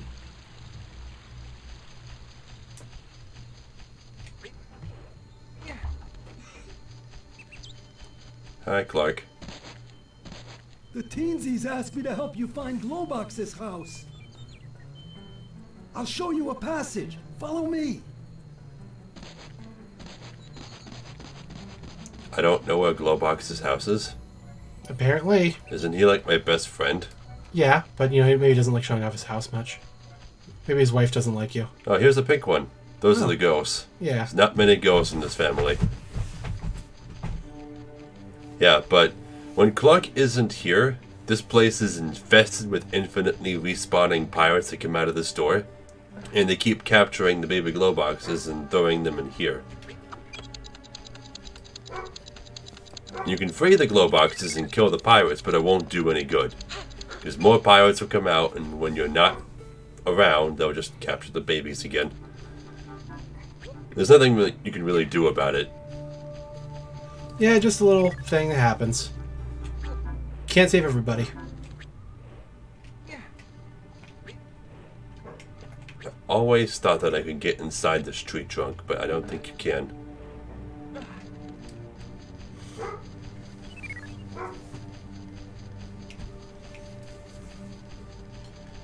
If only Lee could give better prizes.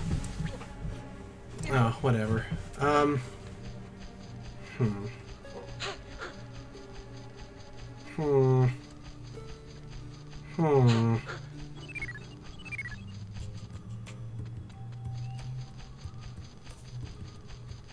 Also, since Kaz is in the chat, I'm going to go ahead and tell him about the 11 update, if you don't mind. Is that okay?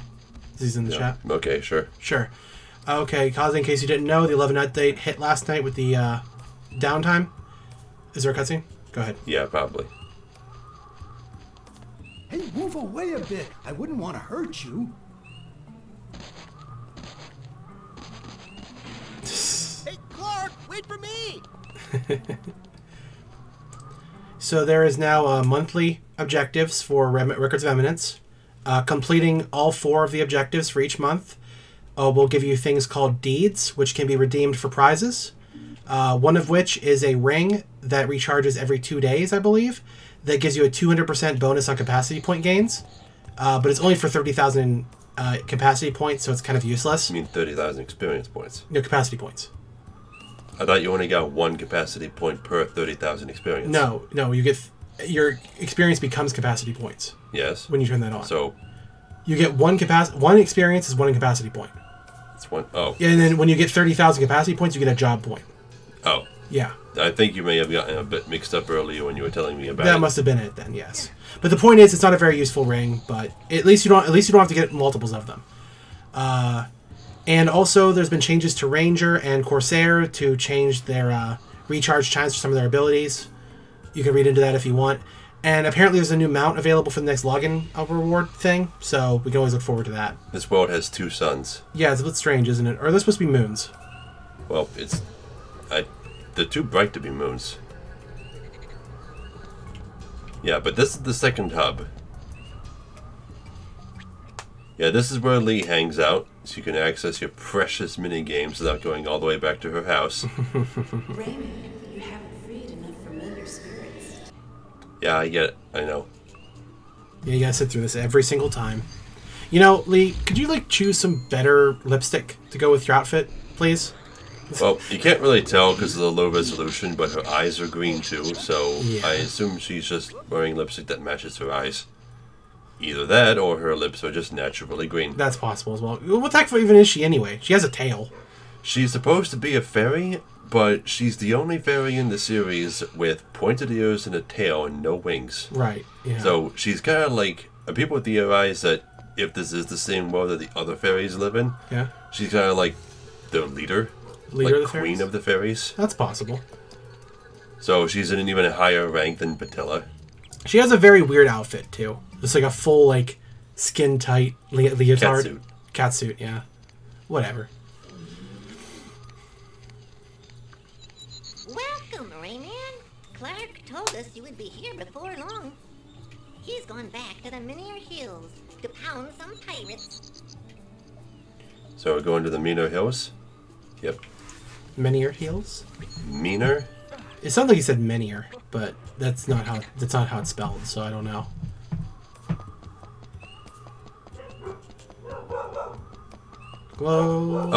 What? And I think we can find Globox's house right now. I believe you can, and we can go meet his wife. Yeah, pretty sure. Because that leads somewhere else up there, but I think if we go this way... Why was Miss Globox never made a playable character in Origins or, you know, anything like that? Because like, there are so many unlockable characters you could get in the Origins and Legends versions of the games, but Miss Globox never was. What's up with that? Oh, you mean... Yeah. I think her name was like Globette or something? Whichever it is, yeah. Uglet. Her name is Uglet. Yeah, Uglet, that's it. I don't know, she never comes back. Yeah. Rayman!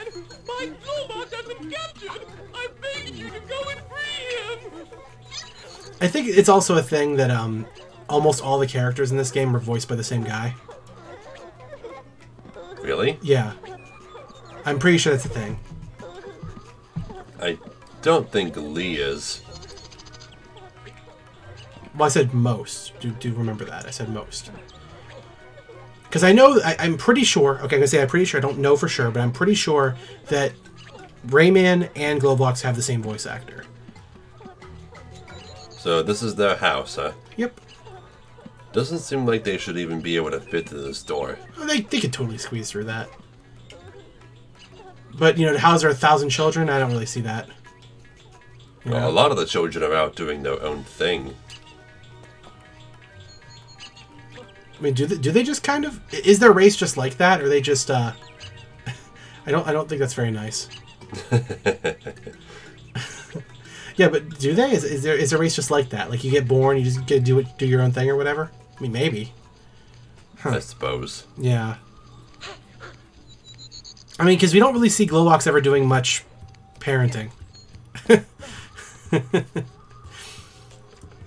Well, he's too busy either being captured or helping you. It's also just weird. Well, it's not really weird, but I am glad they never really tried to push a romantic angle with Rayman and somebody else. They kept him very separated. Well, they were originally going to make Rayman and Lee a couple. Yeah. There's a lot of concept art that shows them being a little lovey-dovey. Yeah. But they removed it from the final game for some reason. I mean, probably because that stuff almost never comes off the right way. And most of the time, it's... Hey, be careful!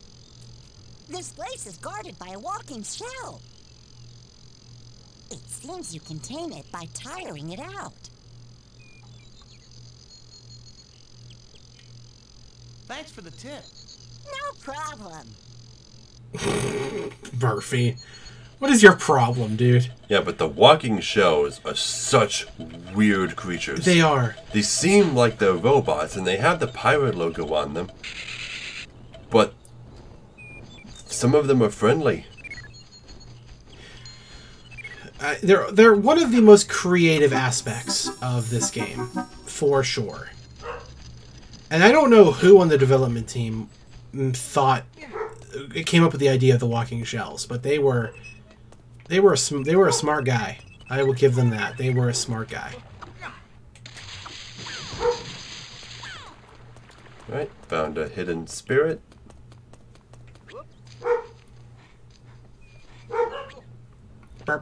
Okay. So are you still tired out? I think he just always stays tired out. Yeah, but you just... Oh. Bravo! You've succeeded in taming the missile. Press the square button to accelerate and the cross button to jump off the missile. Warning, you cannot jump off the missile if you accelerate. Yeah, and once you're on, you can't stop. Yeah, you just run. Yep, you just keep going until you crash or hop off. Yeah, but while you're on this thing, you can run over dangerous things like these thorns, which would instantly kill Rayman. You can crash into the door.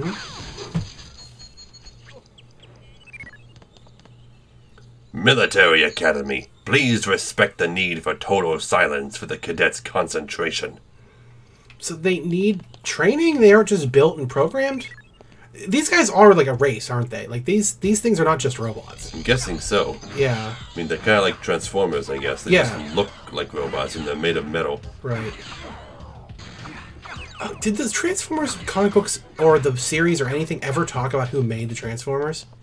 Because they talk about, they have like a godlike figure that they refer to as the creator, but I don't remember them ever talking about who that was, you know? I don't really know much about Transformers. But yeah, that's the weird thing about Transformers, because they have gender. Why do they have gender? That's confusing. So this is another thing that we need that same item in order to interact with. Right. So, can't complete this stage yet either. Hey, it's gonna be a while.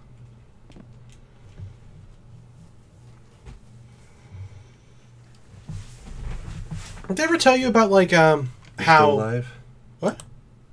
Yeah, we're live. Yeah, okay, I'm just double checking. Yeah, we're live. Tell me about how what? How, what G.I. Joe was in Japan, like, back in the day. Because they obviously couldn't sell toys of an English military because no one would buy them in Japan. So, when they moved it over there, they turned G.I. Joe into a robot. Like, so he was like a super robot that fought people instead. Yeah. I think it was, what was it called? Like Robo Bionics or something? Like, it had a weird name, but it was actually popular over in Japan. But that's what they did with the G.I. Joe figures. He was a robot. They looked a lot like, oh, I forget the name of it now. That one series that you recommended to me once. Kikaider? Yeah, they look like Kikaider. Yeah. Really? Yeah. Mm-hmm. Just instead of being cut down the middle into red and blue, just imagine like a Kikaider who's all blue. That's basically what they look like. All right, here we go. Mm-hmm. This is the first really hard part. Yeah, there's some. Well, and I already missed that lump. Time to kill myself. Yeah, but you see how I like bumped repeatedly into that wall? Yeah, it's icky. The physics are icky. All right, see you later, man. All right, bye, Kastny. Have fun, man. Nice having you. Yeah, the archive will be on YouTube later if you want to see the rest. See ya. Thank you for hanging out, though, honestly. Ah, jeez. Oh, jeez.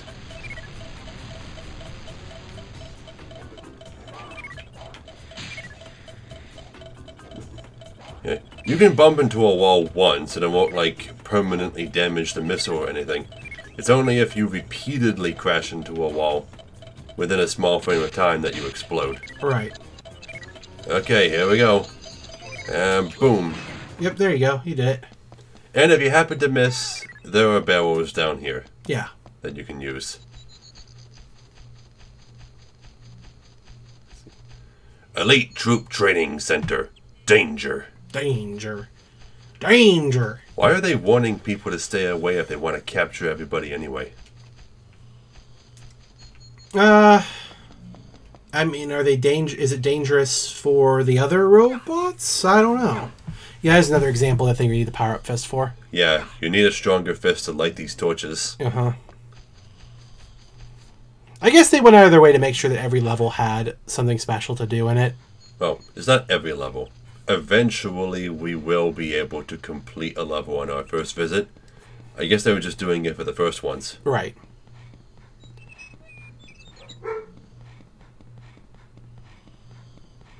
Yeah, these barrels can also destroy pirates in one hit as well. Yeah.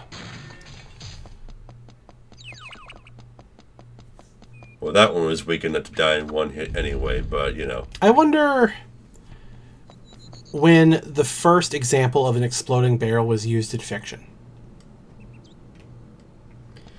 That's a really common thing. I know. I just wonder, like, when it started.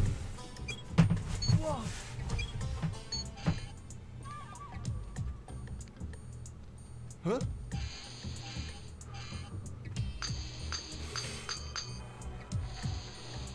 Clark, so it was you who wiped out all these pirates. Only 20 pirates against you? They didn't stand a chance.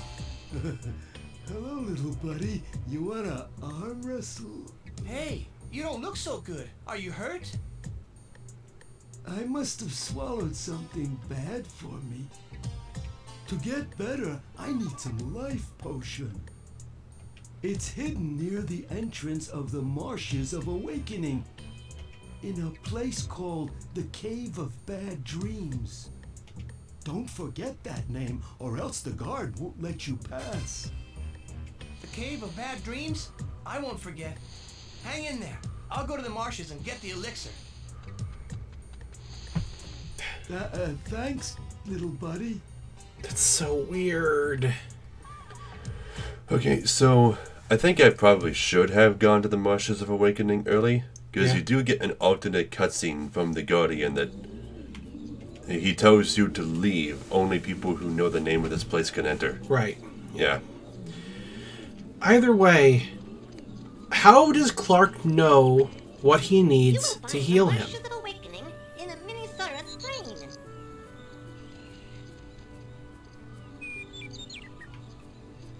Yeah, it's like, I have an upset stomach. I'm going to die unless I get this elixir of life.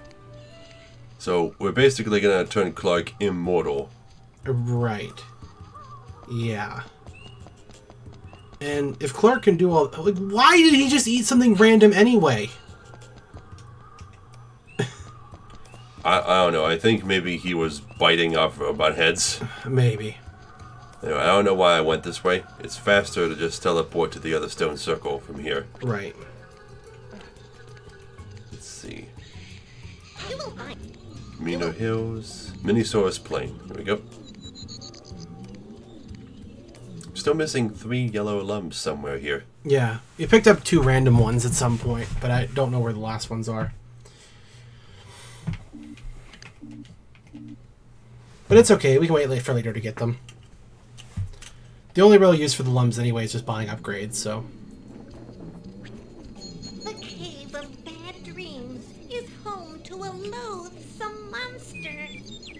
The entrance to it is hidden in the Marshes of Awakening. Find it quickly.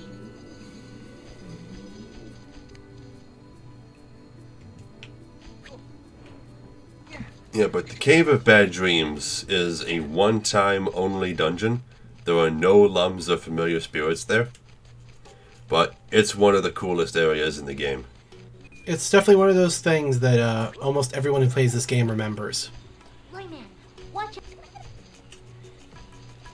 Did I see? I could have sworn I saw a pirate. Oh, no. I did see one. I hear it. It's not this way, though. Yeah, as you progress through the game, stronger and stronger pirates start appearing in earlier areas. So that's pretty cool. Yep.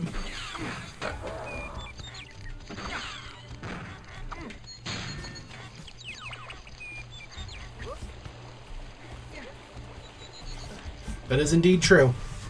They do make sure to do gradual upgrades to them.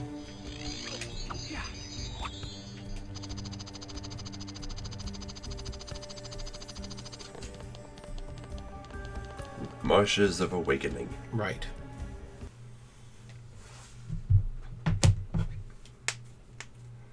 I think we did the Marshes of Awakening early last time we played. If I'm not Yeah, we mistaken. had to do it over again. Yeah. Because we didn't know the name of the cave.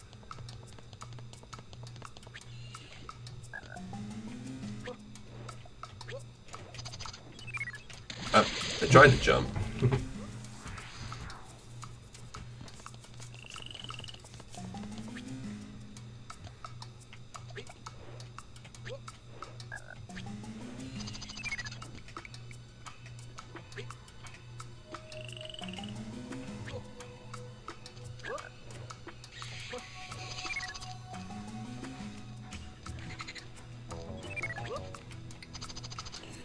But the reason why you missed that cage? Oh, is that a different kind of cage? Yes. Oh. Oh, can I ever thank you? Oh, yeah, I forgot about this guy. Forget it, Sam. I forgot how great it is to stretch out. It's sensational. Tell me, do you know where to find the 4 masks of Polycus? Sorry, Rayman. I don't know what you're talking about. But I did see Globox get captured by 2 pirates. They took him somewhere out beyond the marshes. If you like, I can help you get over to the other side.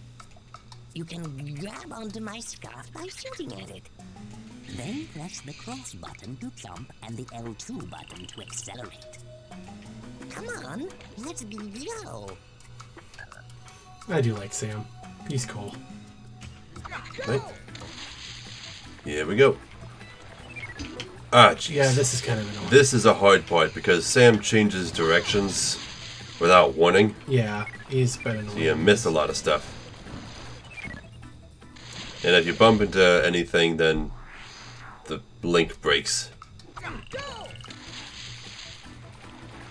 But, you know, you can still just try again and again. It's no big deal.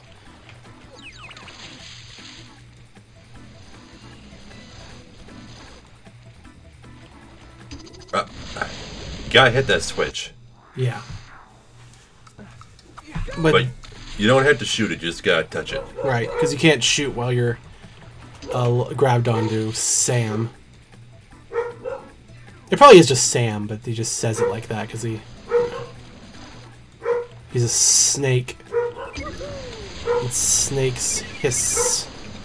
Watch out for the chicken ghosts. Yep. Ghost chickens.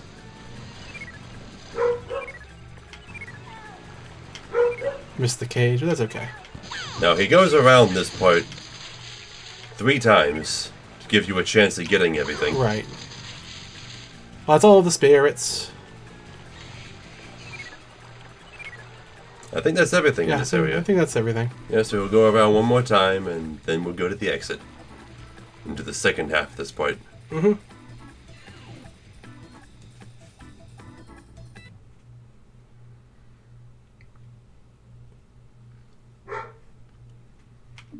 Reminds me of that one flying segment from Spyro.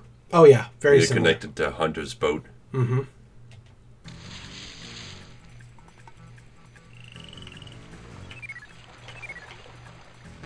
And this time there's bombs.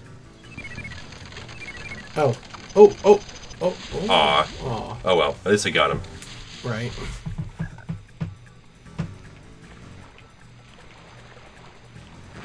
That was really close, though.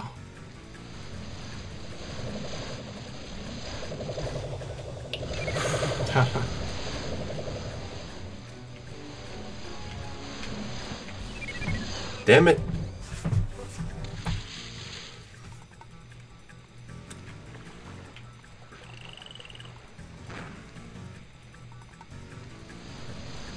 Has my max health gone up since the beginning of the game?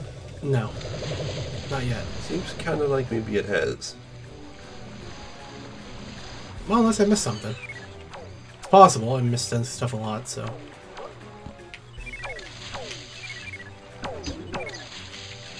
Whew. Yeah, they are really so forgiving with those hitboxes on those things. Okay, I think I got them all. Rayman, so long. Come and see me again if you can. Why does he look... I promise, I will. Why does he look so sad? When he... I will miss you, my friend. Seriously. Me too. No time to lose. Why is he so sad? I don't know. I guess he doesn't have any other friends. Just here in this creepy swamp with a bunch of chicken ghosts. But it's not even like Sam is like that. He's not a bad guy. I mean, he seems perfectly fine. There we go. This level is complete. I mean, you could talk to the... Except for this last cage. Right.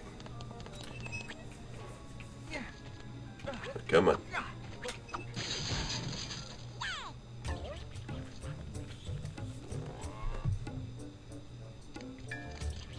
Now he takes you to the exit, but there's a fork in here.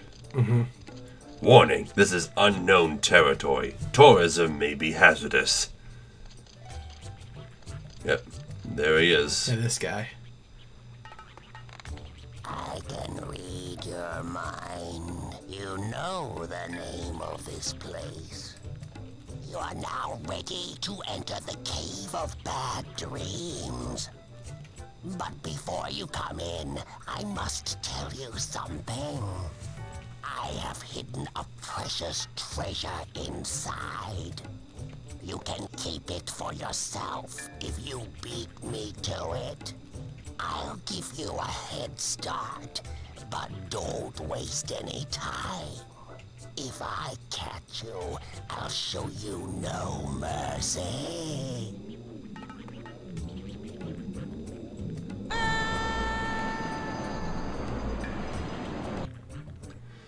Now, what's confusing about this place, and that isn't really clarified very well, is that the Cave of Bad Dreams is not a real place. No, it's not. You're just in a trance the whole time. It's a bad dream. Yeah, that's why there's no collectibles here. It's also strange how similar that dude looks to Polycus. Yeah, he's got the same hat. Yeah. It's like they're opposites. Yeah, they're both dream themed. Right. So he's like the representation of bad dreams. He's Satan. Basically. He's basically Satan, and he's the scariest villain in this whole game. Yeah.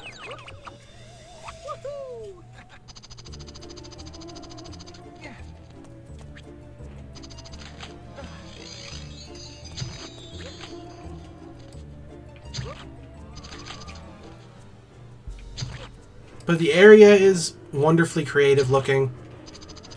And he's a really creepy little guy. Bones everywhere. Streams of souls flowing up the walls. Long, lanky hands coming out of holes in the wall.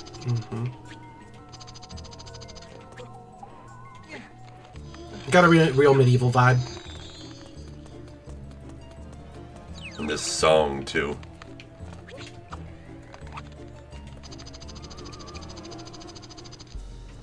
You really don't need to grab every red lum, do you? Nah, I want to.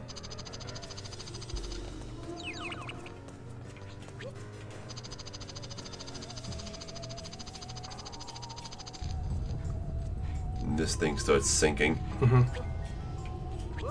Yeah, I mean, a little bit hurry to get through it.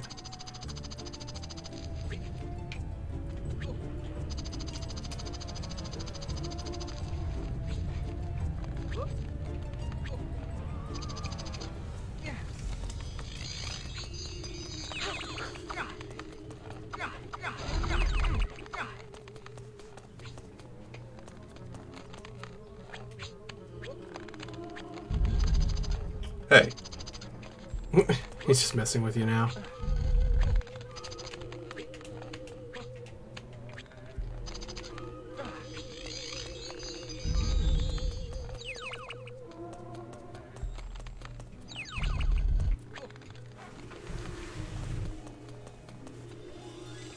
Yeah, but overall it is a very linear area. You just kind of go from start to the finish. Yeah, and then there's these mini versions of him. His minions. Breathe fire.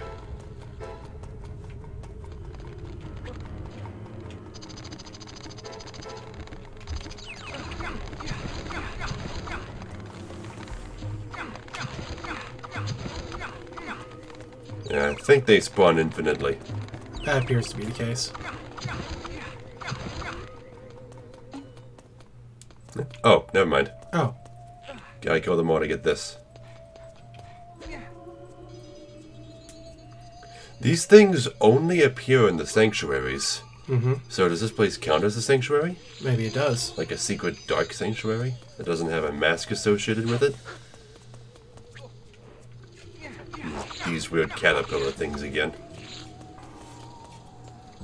Okay, gotta get 2 magic spheres. Yeah, 1 to the left and 1 to the right.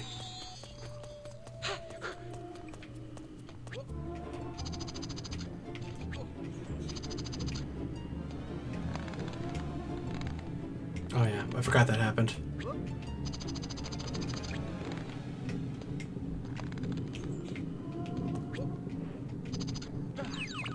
I need to pick these up right now. I can get them on the way back.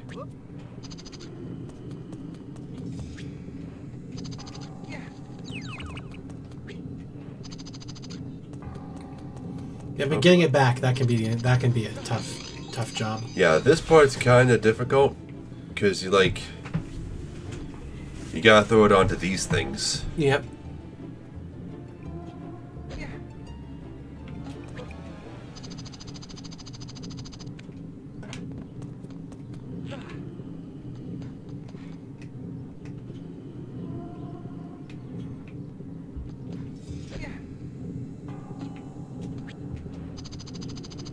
I'm surprised that actually landed.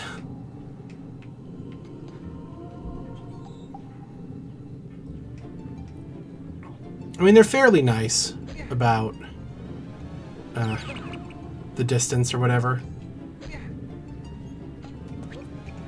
that it's thrown. Because it tends to be that you can like stand the ledge of the area you have to throw it to, and it kind of works. I also like the sound it makes when it bounces off walls. Thump, thump. The thump thump noise. And they are nice to have it respawn directly where you stand if you lose it.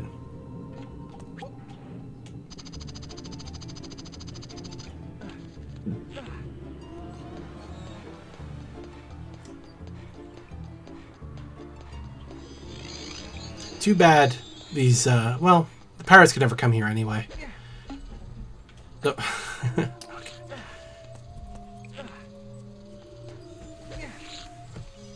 Alright, that's one. And that's just more of the calls from the things that don't matter. Is that your phone? Yeah.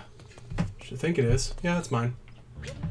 But it's always like that. Like, it's, I get calls from those freaking numbers that, you know, don't matter or whatever. I still have to check, though, to make sure. It might be an Amber Alert.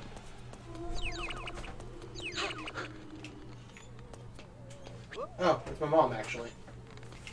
See what she's saying.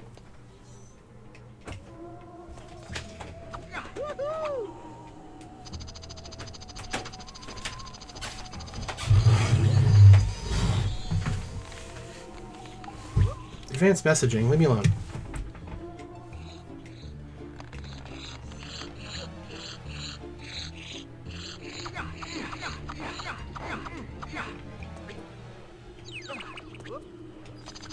That's another use of the rate of fire upgrade. You can take out really quick enemies. Right.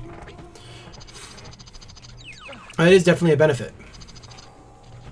Yeah, I really didn't expect it to be anybody but the stupid calls that I get from useless people. Okay, well, here's the sphere. But this place is circular, so you don't have to take it back the way you came. Just gotta throw it to the exit. Mm-hmm.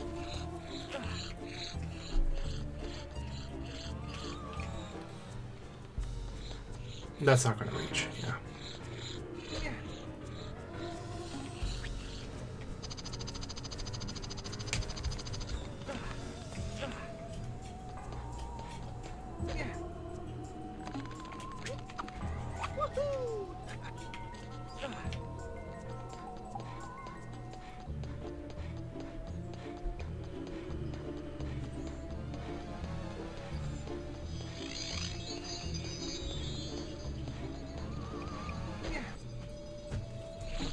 Ah, so close. You were really close with that. Surprised you didn't hit. Okay, we're in.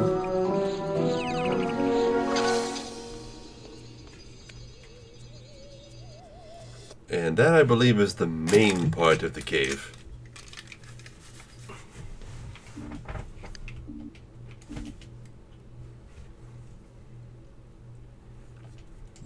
Yeah. Now we're on the really scary part. Hear those noises? Mm-hmm. Yeah, the memorable part.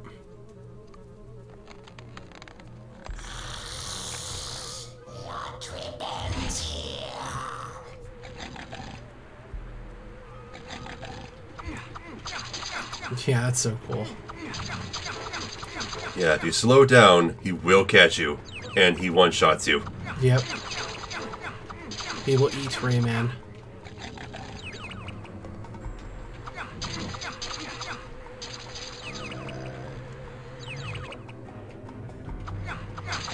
What's cool is that if you actually get close, he starts chomping as if trying to reach for you with his teeth. Yep.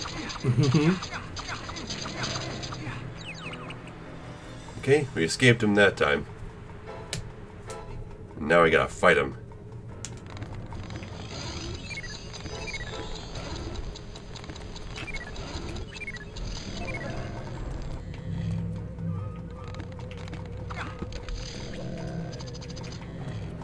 Yeah, you shoot these platforms to stop him from moving. And try not to fall or shoot them from too far away. Ah, I can reach you from here.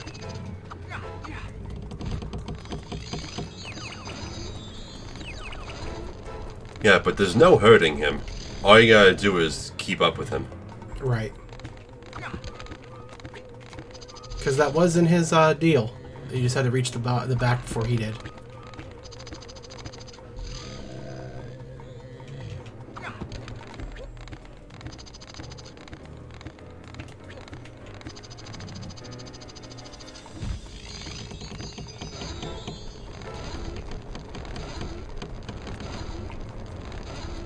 It also automatically locks onto him too, so you don't have to hold an L2. This was a mission that was out of order in the original, right? Like, not out of order, but in a different order coming here, wasn't it? No, it took place in the same order. Come on. These platforms don't stay up forever. There we go. I just mean, like, when you go here, is it a different time? Maybe not.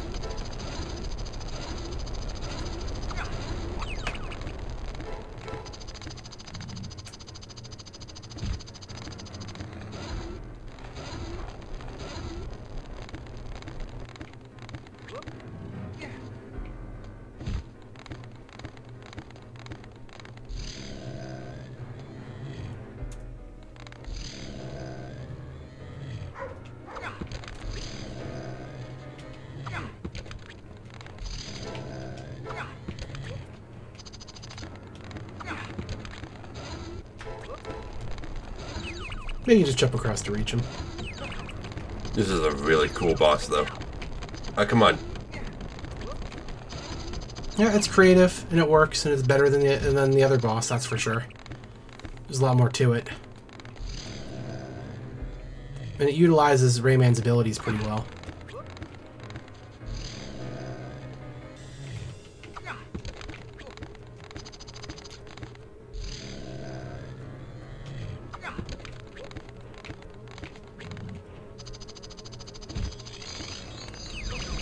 Alright, home stretch.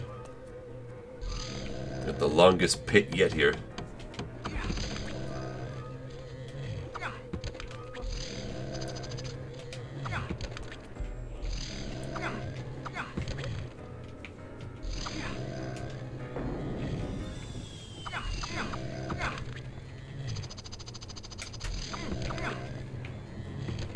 Oops.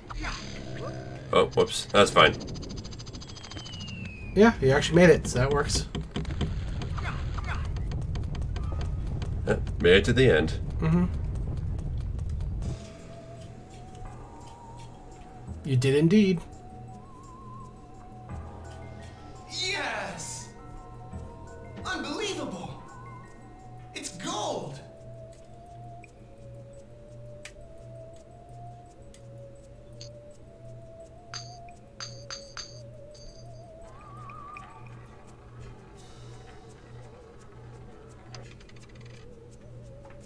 You have defeated me. My treasure is yours. Take whatever you want.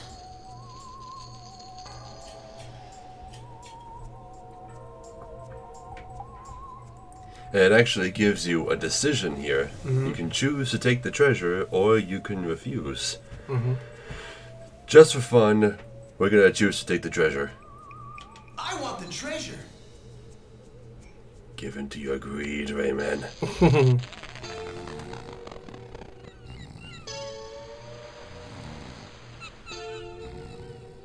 And he gets teleported to his own private island, where he has all the money in the world, but can't even use it. Where he's fat all the time. Basically just trapped here forever. And it's not even real. He's still in a coma. Yeah. So, yeah, that's pretty miserable fate. That's Satan for you. Yeah, but it's just a fake ending. Yeah. It takes you right back to this decision, even if you choose it Yeah. multiple times in a row. No treasure for me. Money's bad. Money's bad.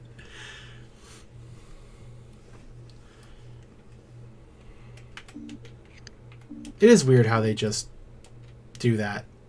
Like, it just puts you right back to the same decision.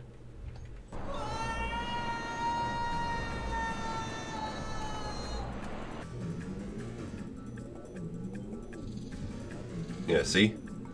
It was there the whole time. You made the right decision. Deserve this. Here.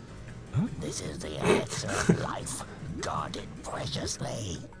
Thanks. Here! So it was on your staff the whole time? Yep. Yep, and then he's gone. Yep, just gone. Nothing at all. There's nothing left. Not even that portal that was visible on the side over here. That's gone too. But all that was just a big test to prove your worthiness of the elixir of life. And you failed. Technically. Okay, and we finally... Come on. Man, this is really sensitive. Yeah, it's really sensitive. I don't know what color is confirmed. I'm guessing it's yellow. I'm gonna make a save state. Play bonus. Okay. This is your forte. This pretty little fairy has gifts for Rayman. See, that fairy has wings. Yeah. No tail. Help baby Globox get to her before the pirate does. To make him run, repeatedly press X and circle one after the other as fast as you can.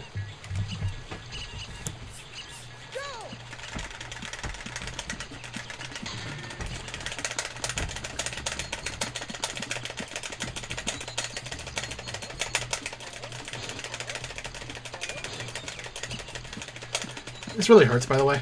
Yeah. And some of these are really long. And if you go too fast, it actually stops reading your inputs. So you need to time it just right. Bravo, you are really fast. Circle of Rayman has won because of you. Mm-hmm. Yeah, I was really bad at these as a kid. Mm-hmm.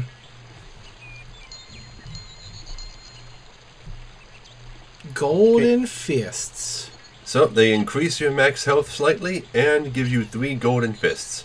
Each one goes away every time you hit, but as long as you have at least one of them, you can one-shot pretty much anything. Yep. Let's see. Press start. Yep, to continue. At least it lets you retry if you fail. That is one thing that I never really mentioned much on stream, but my tapping ability is incredibly good at things. I practiced it a lot when I was younger. I think, what is my speed? Like 28 taps a second? Something like that? It's pretty good. It's nowhere near like world record pace or anything, but definitely above average. 28? Yeah. I can't even imagine that happening. There are no more masks here, but there's still some lungs left. Oh, that's gonna have to wait. Basically, whenever a Teensy King says that to you, he's saying that there's no more new levels in that hub. So now we gotta go back to Globox's house. Of course, when you're doing tap stuff, the way they actually calculate your number is how fast you get at max. So it's not like an average thing. You're given 10 seconds to tab as much as you can, and the fastest you reach, you know, within that 10 seconds is what they calculate. So it's not like I can consistently do 28 like all the time. That's not really how it works. Go to the Manir Hills to give Clark the elixir. You mean give the elixir to Clark? Right. Read the script right, sir.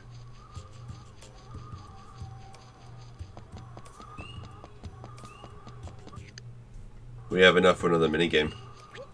But yeah, it just refills your health though. It's not really worth doing. Oh, I still want to show them all off. Right.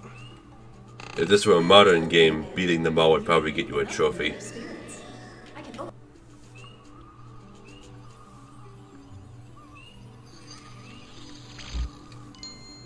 Jump challenge.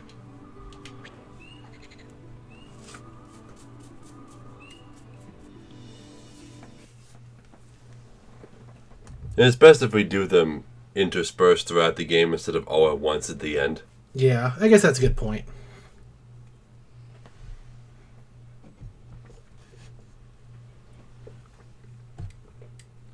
Okay. Ready? Go! Okay, so the goal is to collect all the red lums before the time runs out. Mm-hmm. Not too difficult. I seriously fell. Go!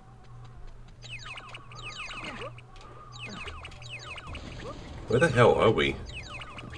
Did Lee make this world? That must be what it is. Yeah, I mean, she has magical powers, so she probably can.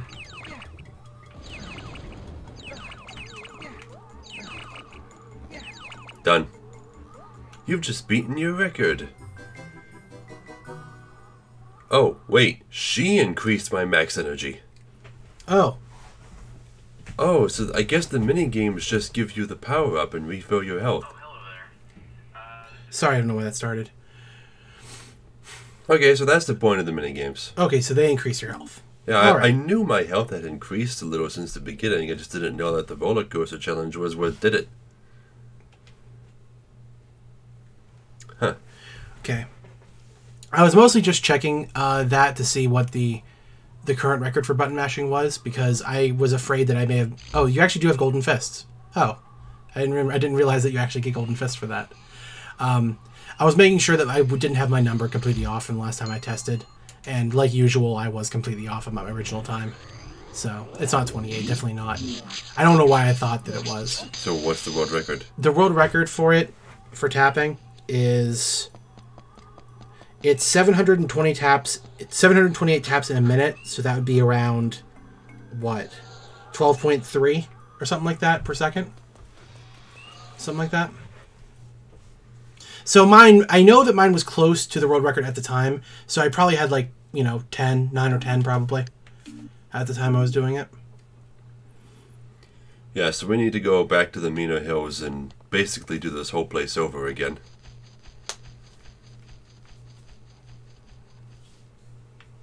Murphy doesn't show up this time, though. No.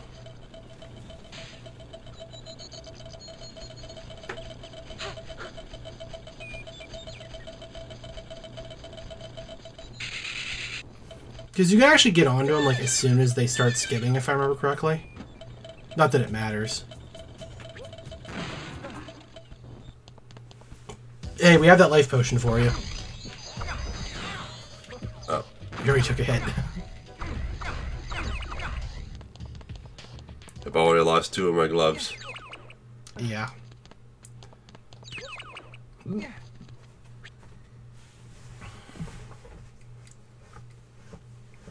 It sucks that, that really is like the first stage you can complete 100%. So like speedrunners wouldn't be able to utilize the golden fists until this point. Yeah.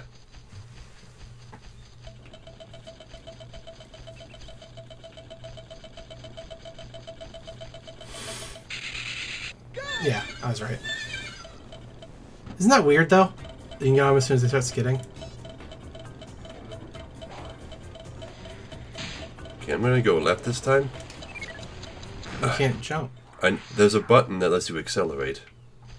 And you can jump when you're in those parts. it just doesn't let you get off of it. It's really inconsistent.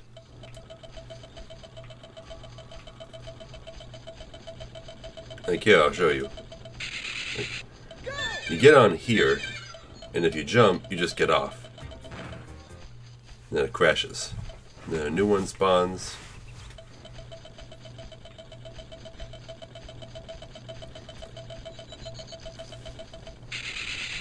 But if we try to jump while we're on the course, we just jump.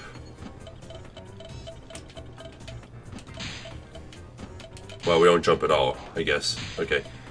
Well, I know one of these buttons accelerates. Which button is it? Square? Or is it L2? It's either square or L2. I tried L2. By square then.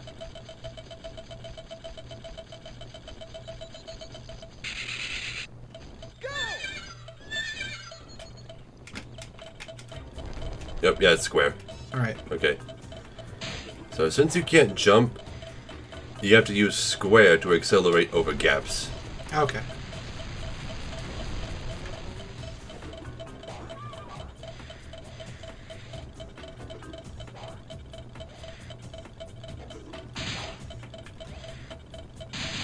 Damn it. That's what we were talking about before, the geometry. Yeah. Sometimes it'll make you crash into stuff multiple times when you don't mean to. Yeah, because these walking shells have the ability to stand on any surface.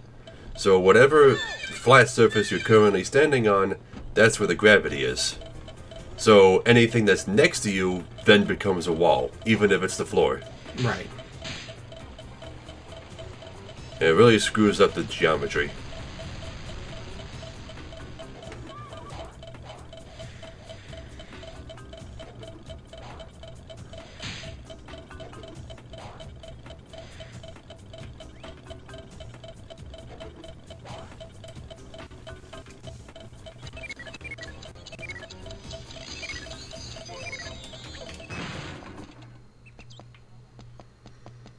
Yeah, still can't do anything with the torch. Not yet. I guess crashing on the bomb also counted as you losing your fist, too.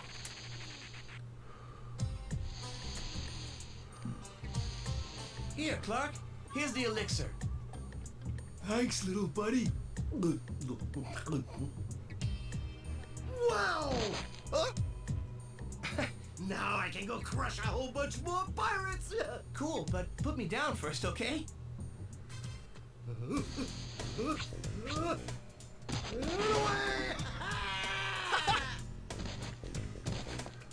Okay, now real quick, this side area over here, now it's almost completely unused. But in the original version of Rayman 2, I do remember this, after you meet Clark and he tells you to go find the elixir, in this version it just kind of teleports you out of the stage. But in the original, you would walk out into this area and there'd be an extra portal that takes you out of the stage early. Okay. But it's not here anymore. There's no longer a need for it.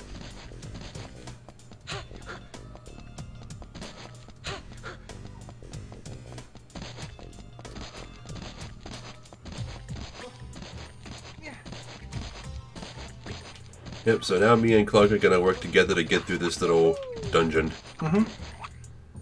Friendship and all that.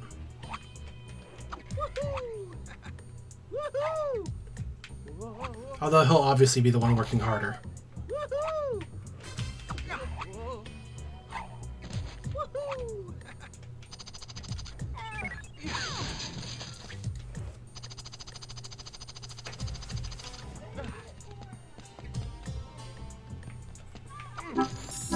How far are we going to go today? Just want to get an idea. I wanted to get to at least 25%. I don't know where we're at now, though. We're close. We're going to see after this level's over. We're going to see. Because it's not like this is a very stressful game, so it doesn't really matter when we stop.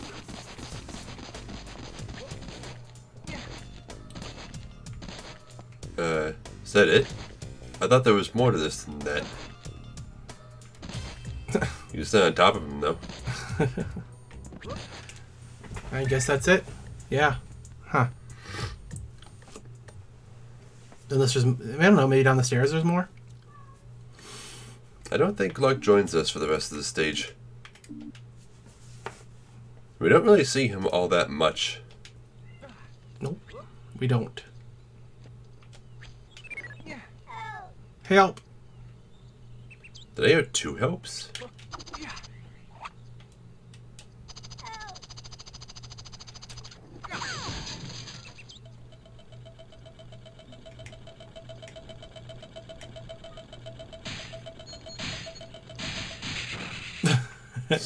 You're beating against the wall.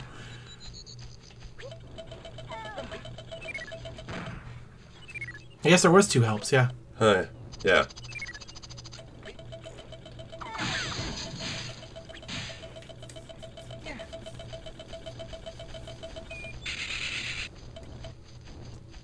Alright, here we go. It gets more difficult with the missile when you have to deal with running on different surfaces. Like, running on the ceiling? Yeah. Because they can just do that. Yeah. Ah, damn it. Missed a lump. Yeah, but that part with the falling rocks is annoying because if you don't accelerate, they will block your path. Right.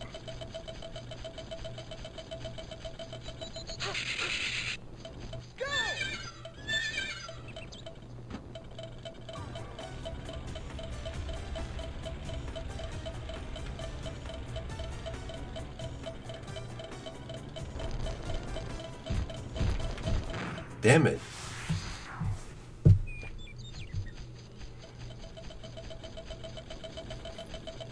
You could probably get up there without them even falling if you just accelerate the entire way up, but that'd probably be risky. No, I don't think they fall into you close anyway.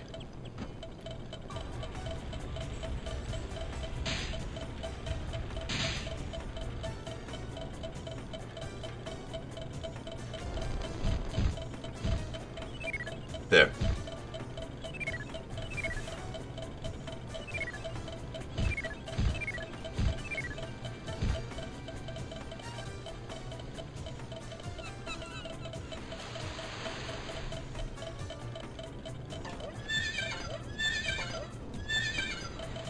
Why do they neigh? I don't know.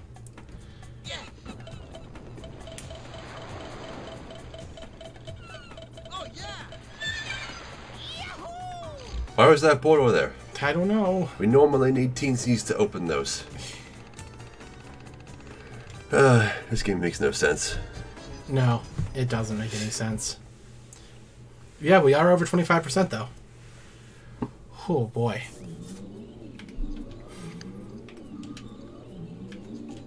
%. It's weird. You're stage 4, 28%. You know, that's really strange, don't you think? The way the stages are set up make no sense. And like the gap. The pirates have captured Globox. They're holding him near here. The gap between getting the first mask and the rest too is also strangely long. Yeah. Find him using the missile which guards the entrance to the Menhir Hills. Yeah, Menhir. That's how they say it. Menhir. Okay. I almost slid right off. Also, what's with that house over there? Just It's decoration. Kind I of think. there. Yeah. You can't reach it.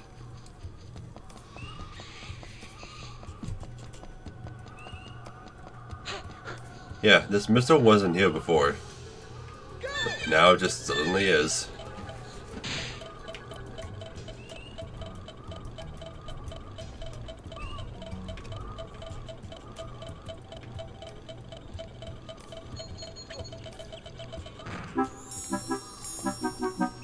Alright. That was easy. I guess you had to figure out about missiles before missiles would spawn places.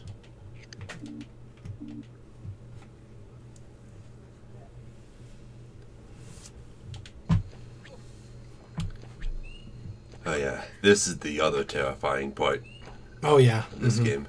Yeah. Just the song that plays. Oh yeah. Oh, It's creepy shit.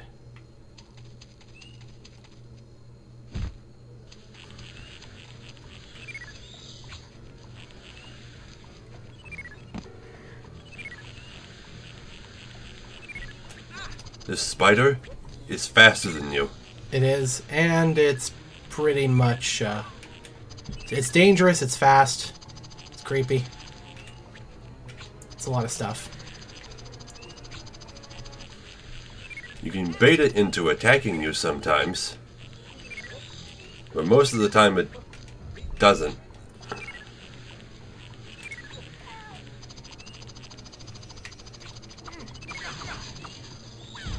Oh, come on. Nope, you missed it. For some reason I remember the spider section being a lot further ahead than this. You can kill it. You don't get anything for it. Well, it stops bothering you, that's something.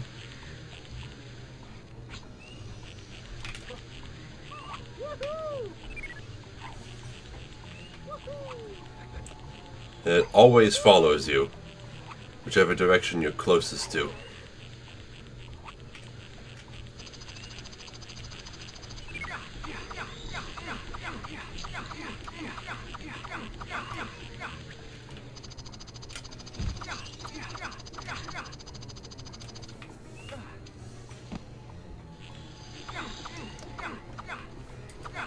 Oh, he just hops down here. Okay.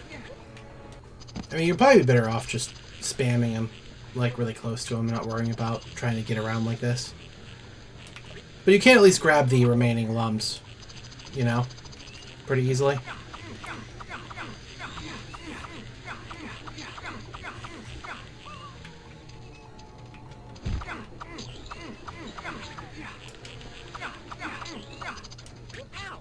Jeez, can't get past him.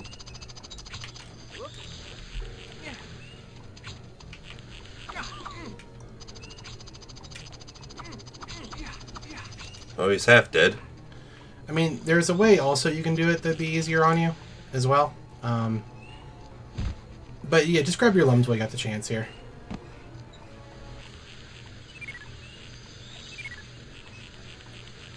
Because, I mean, all you really have to do is, at the very end up here, you know how he goes above you to drop down or whatever? Yeah. You just jump back onto the thing again. Yeah, just do that and then walk up and then you can get around and get one shot while you're jumping around or whatever. You know? Well, if you can do it right. You see what I'm trying to say, right? Yeah. Yeah. Damn it.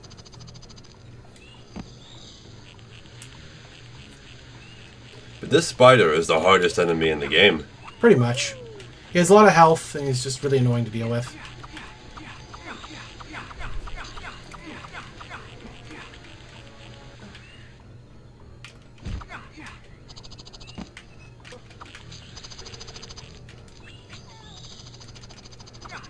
Yeah, just like that. Makes it fairly simple.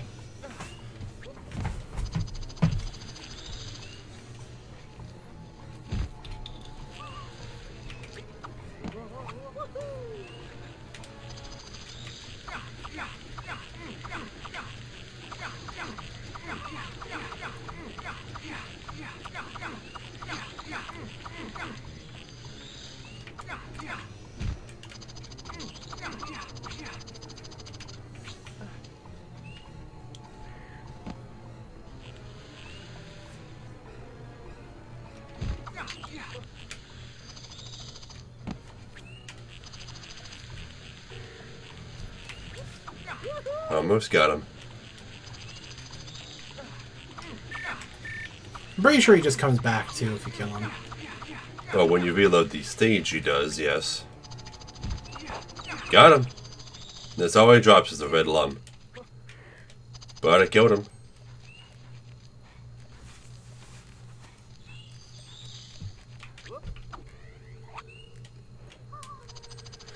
Whew.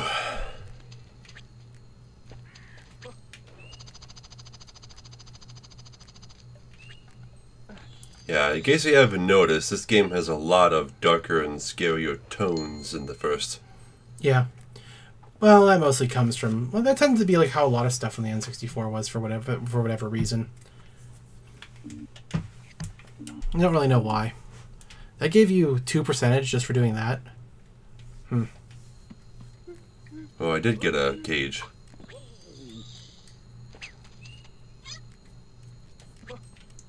Yep, recognize those sounds? You probably don't because we didn't point them out. But those are the noise Globox makes when he's idle. See? He's up there in that cage.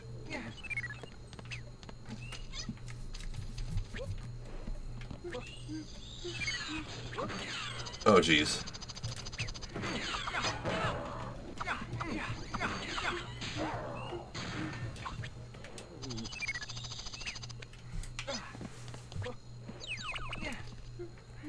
Imprisoned here is public enemy number 2. His rain dance led to the rusting of several brave robo-pirate comrades. Alright. So they actually care about each other? Apparently. Yeah, Rayman is the greatest. Rayman is the greatest.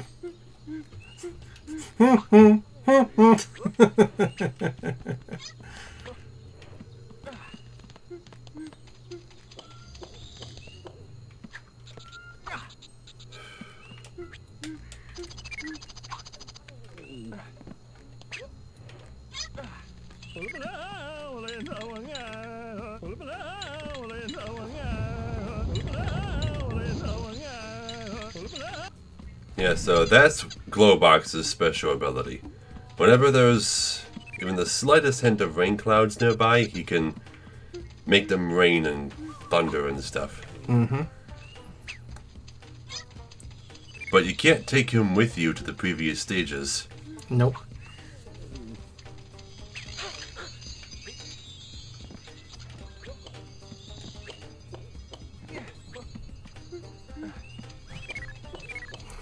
That noise he makes.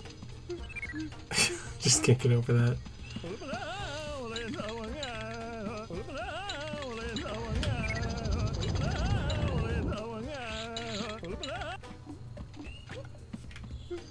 Platform flower.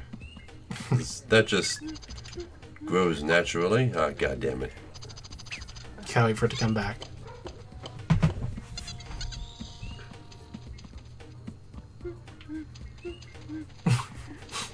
Is it gonna come? There it is. Oh my god. There.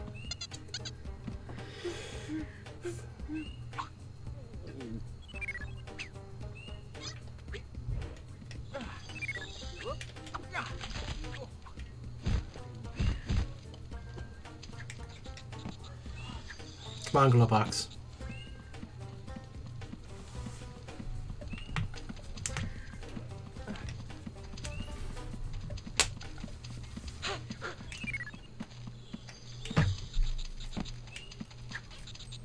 Also, he tends not to move much if you're not nearby, so you kind of gotta guide him everywhere.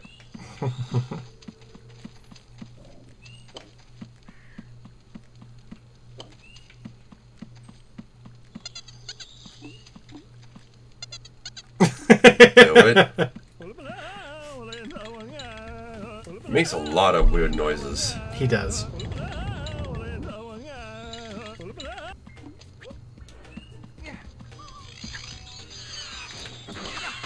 Also, if you look, Globox runs and cowers in the corner during this fight.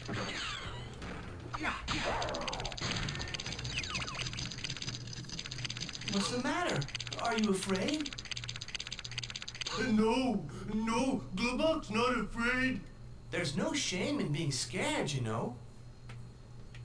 The warship and the pirates are very dangerous. Oh, if only I had more of my powers. Powers? Globox, forget that. A silver lum! How did you get that? He just, I don't know, he just found it, I guess. Give me lums to make your fists stronger. See, it doesn't make any sense, because he was captured before we freed Lee. Yeah. Yeah. So, what, you had the second lum the whole time and you didn't give it to us? That, or he got another one from Lee somehow, but that's not possible. Not canonically possible. Alright, next boss.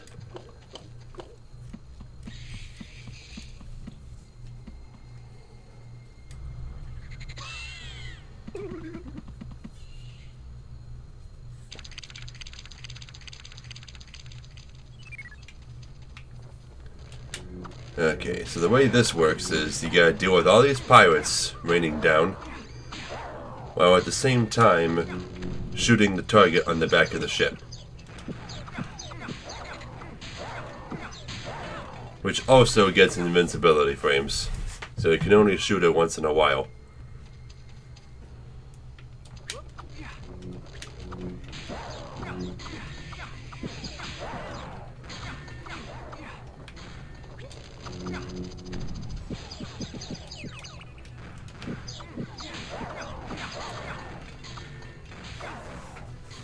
Yeah, but just repeat until you take care of it.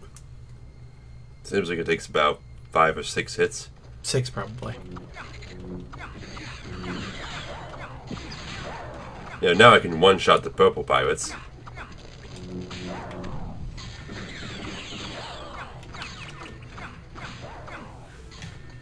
Thanks to the Silver Lum. Which, this is like the only game that Silver Lums are in. Yep.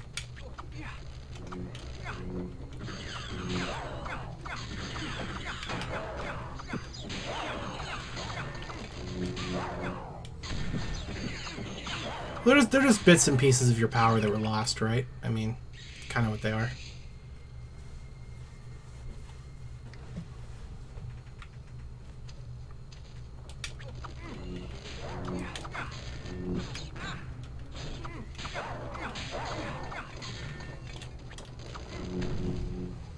Yeah, but you see how little of your health comes back with each red lum? Well, as it increases, yeah. Yeah, that's why. But you also take like no damage from hits now, so that's another benefit of it. Yeah, that's why beating those mini games is valuable.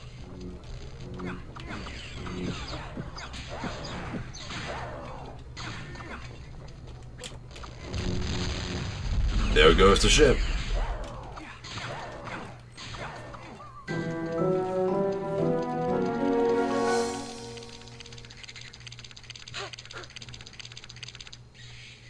What's funny is that Globox responds to you at any time. Like, if you show up, he just thinks, oh, the pirates are all gone? Okay. Then he follows you up into the bosses, like, no, they're still here, and runs back. You lied to me, Rayman. You son of a bitch, trying to get me killed?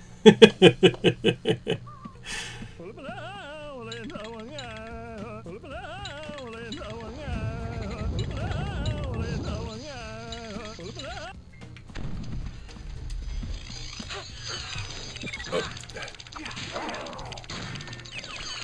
It's another one. Oh, yellow one.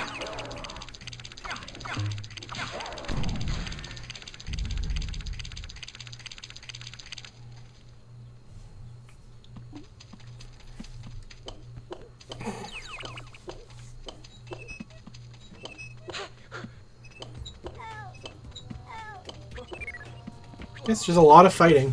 Getting to the end of this.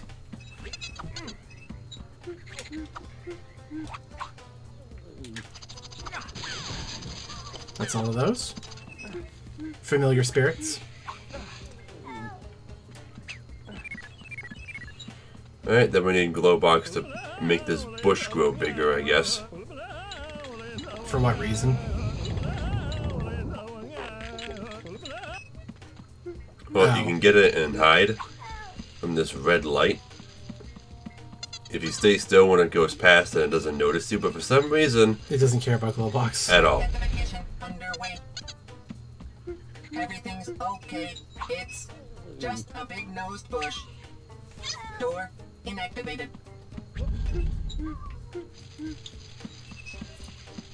That's so weird.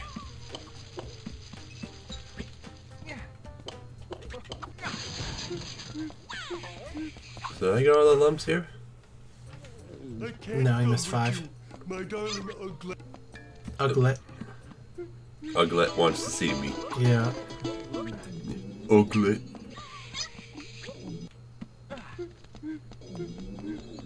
I can't come with you. My darling Uglet wants to see me. Okay. Okay.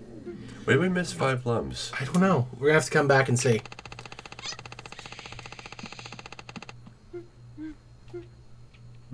Are we at 33%? We should be. 33? Yeah, it should be around 33.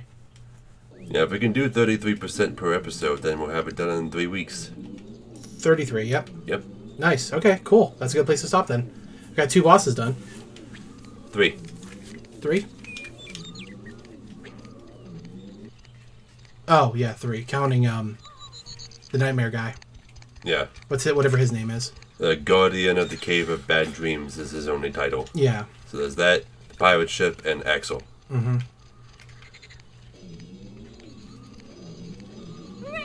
Rayman! The pirates have just captured Carmen. Oh, whatever. The whale.